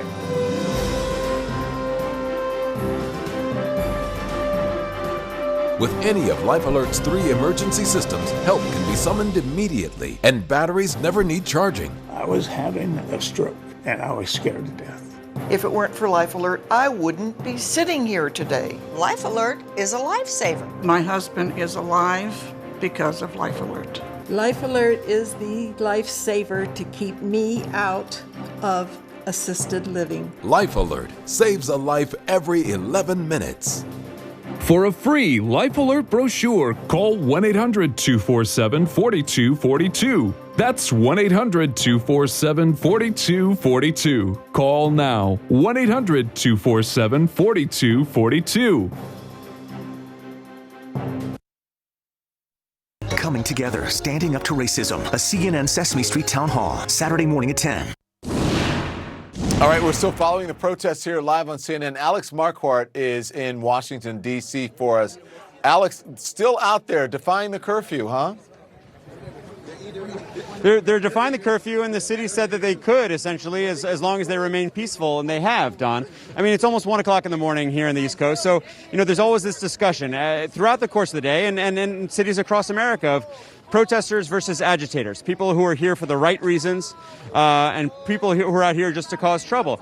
It was this exact moment yesterday when things kind of went off the rails and those agitators started pushing down the fences next to Lafayette Park, and that provoked a strong response from the officers in the park. That is not the case here tonight, Don. What you're looking at are, frankly, the few remaining protesters here. The crowd size has really dwindled, who are... They are facing off. It's kind of a standoff, but it is relatively quiet and calm with these National Guards troops, some of the 2,000 to 3,000 National Guard troops who have been sent here to Washington or who are from Washington, and they are, as we've noted, farther away from the White House than the officers have been over the course of the past few days. When protesters showed up here today to protest, they noted that this line was about 100, 150 yards farther back than they have been protesting over the course of the past few days. You can see those 2 trucks right there. They blocked that line of sight to the White House. So we are now, almost 2 hours into this curfew, but the police from Washington don't plan on really enforcing that as long as people stay peaceful. And so far, it looks like they are, Don. All right, Alex Marquardt in Washington, D.C. Alex, thank you very much.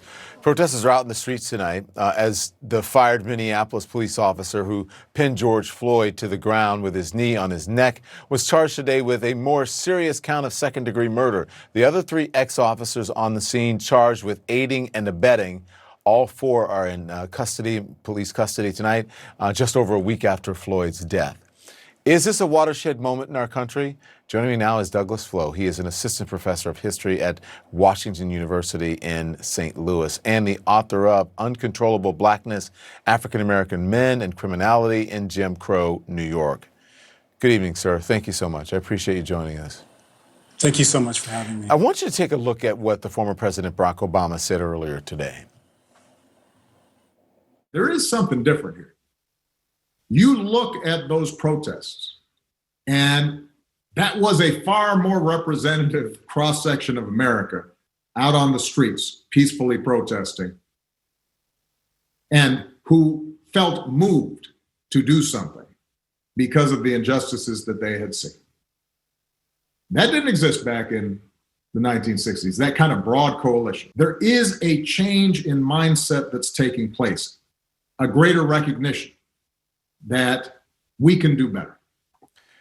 Is he right? Is this time different?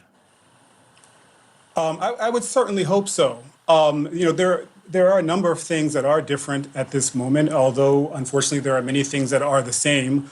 But I think there are a couple of really important factors here. First of all, the tragic loss of George Floyd should be enough to make this a watershed moment. We all saw the visual of his death, and I think, like many other people, I got emotional watching that video, and I think it's difficult for anyone to be a human being and not see that video and feel something. And beyond Floyd's death, which is already enough to make this a watershed moment, I think COVID has done something to us that we don't experience very often. It's forced us into a moment of national simultaneity that makes us recognize how connected we all actually are. It's disproportionately affecting African Americans. According to the CDC, these differences are due to existing economic and social conditions, those that we all know very well, which means that these communities are less prepared health-wise, resource-wise, and economically for a problem like this. They're also more likely to find themselves in situations where they're going to be more likely to be infected. So what we're seeing is that the age-old patterns of racial inequality that we become very proficient in ignoring are becoming unavoidable during a time like this. You know, Douglas, in just over a week, all 4 officers on the scene have been charged in George Floyd's death. Is that a sign that we could be in the middle of a watershed moment in this country's history, or is it too early to start thinking about that there's still a long way to go? Yeah, I think it's a good sign. But I would say, one of the first stories that I address in my book is the shooting of an African-American man in the back by a white police officer for absolutely nothing. On the streets of New York City in 1904, that police officer ends up being arrested, and he ends up facing trial for manslaughter. And it was a really, really big, amazing moment to see this happen. It was, for me, when I discovered it in the archives, I was really amazed. But this was 1904.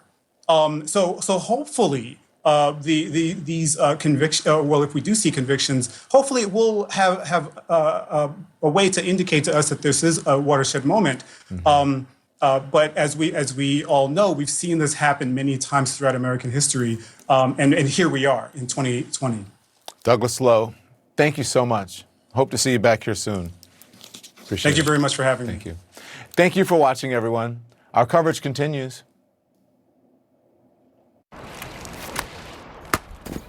Don't bring that mess around here, Evan! Wow. Don't do it. Don't you dare. I don't think so! It's okay, big fella. We're gonna get through this together. Nice rip, Robbie.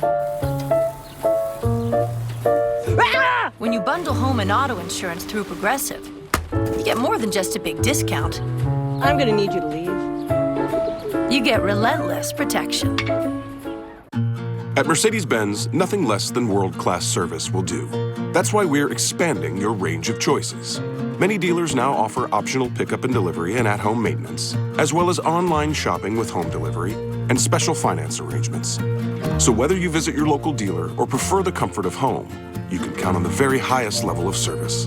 Get 0% APR financing up to 36 months on most models and 90-day first payment deferral on any model. It's a war zone out there, and your car's paint gets attacked every day by acid rain, damaging rocks, scorching sun, leaving your paint dull and faded. Now you can clean, shine, and protect with Shine Armor, the amazing new car polish that's made with super nano ceramic, guaranteed to be the greatest shine and protection you've ever used. Just spray it on to restore your car's finish with ease. It's not a wax, but a high-tech ceramic shield that instantly repels dirt and debris. Nothing sticks, and water just dances right off. Even a fried egg won't stick. Amazing. No matter where you drive, everything cleans up just like that. Shine Armor with nano ceramic is made in the USA, and it's not just a little better, it's a lot better, making all other polishes obsolete. The secret? Our exclusive ceramic formula that fills in micro cracks and crevices to create an ultra-durable protective barrier against harsh elements. Even fire can't break the protection. And nuts and bolts just bounce off without a scratch. Bumpers, trim, mirrors, glass, and more. You'll get a beautiful showroom shine with Shine Armor. Professional ceramic finishes can cost you thousands, but act now and get Shine Armor for only $19.99. But wait, we'll also send you 2 premium microfiber towels for a perfect, easy application in just minutes. Absolutely free. And we're not done. We'll double this offer and send you a second set. That's enough Shine Armor for your cars, trucks, boats, RVs, and more. Just pay a separate fee, and we'll ship it to you free. That's 2 bottles of Shine Armor, 4 microfiber towels, and free shipping. But you have to call or click now. To order, call 1-800-373-0469 or go online at buyshinearmor.com. Don't delay. Call 1-800-373-0469 or go online at buyshinearmor.com. Order now. Our Sesame Street friends are back on CNN to talk to kids about the nationwide protests, embracing diversity, and standing up to racism. Together! Coming Together, a CNN Sesame Street town hall. Watch together, Saturday morning at 10. They made this blackberry taste exactly like blackberry hint water. They made this watermelon taste like hint water, too. How'd you farmer wizards make all this fruit taste just like hint water? We triple irrigate our fruit with hint water, which modifies the DNA to taste exactly like hint water. Cool. Wonder if their lemons taste just like lemon hint water. I wonder if their pineapples taste like hint water, too. Right now at drinkhint.com, new customers can get 36 bottles for only $36. Hint, water with a touch of true fruit flavor. Were you a victim as a child of sexual abuse involving the Catholic clergy, other religious organizations, the Boy Scouts, or another community group? Now is the time to hold these abusers accountable. How? You call Morelli Law, the New York law firm with over $1 billion secured for its clients. If you or your children were a victim of childhood sexual abuse involving the Catholic clergy, other religious organizations, the Boy Scouts, or another community group, even if the abuse happened decades ago, call now. I'm Polo Sandoval in New York City, and this is CNN. Closed captioning brought to you by Primatene Mist Asthma Inhaler. Available without a prescription. Asthma symptoms can attack anywhere. Get fast relief here with Primatene Mist. Available over the counter for mild asthma. Primatene Mist. Breathe easy again. Good evening. We are seeing some of the largest demonstrations yet in cities across the country. Overwhelmingly peaceful, not rioting, not looting.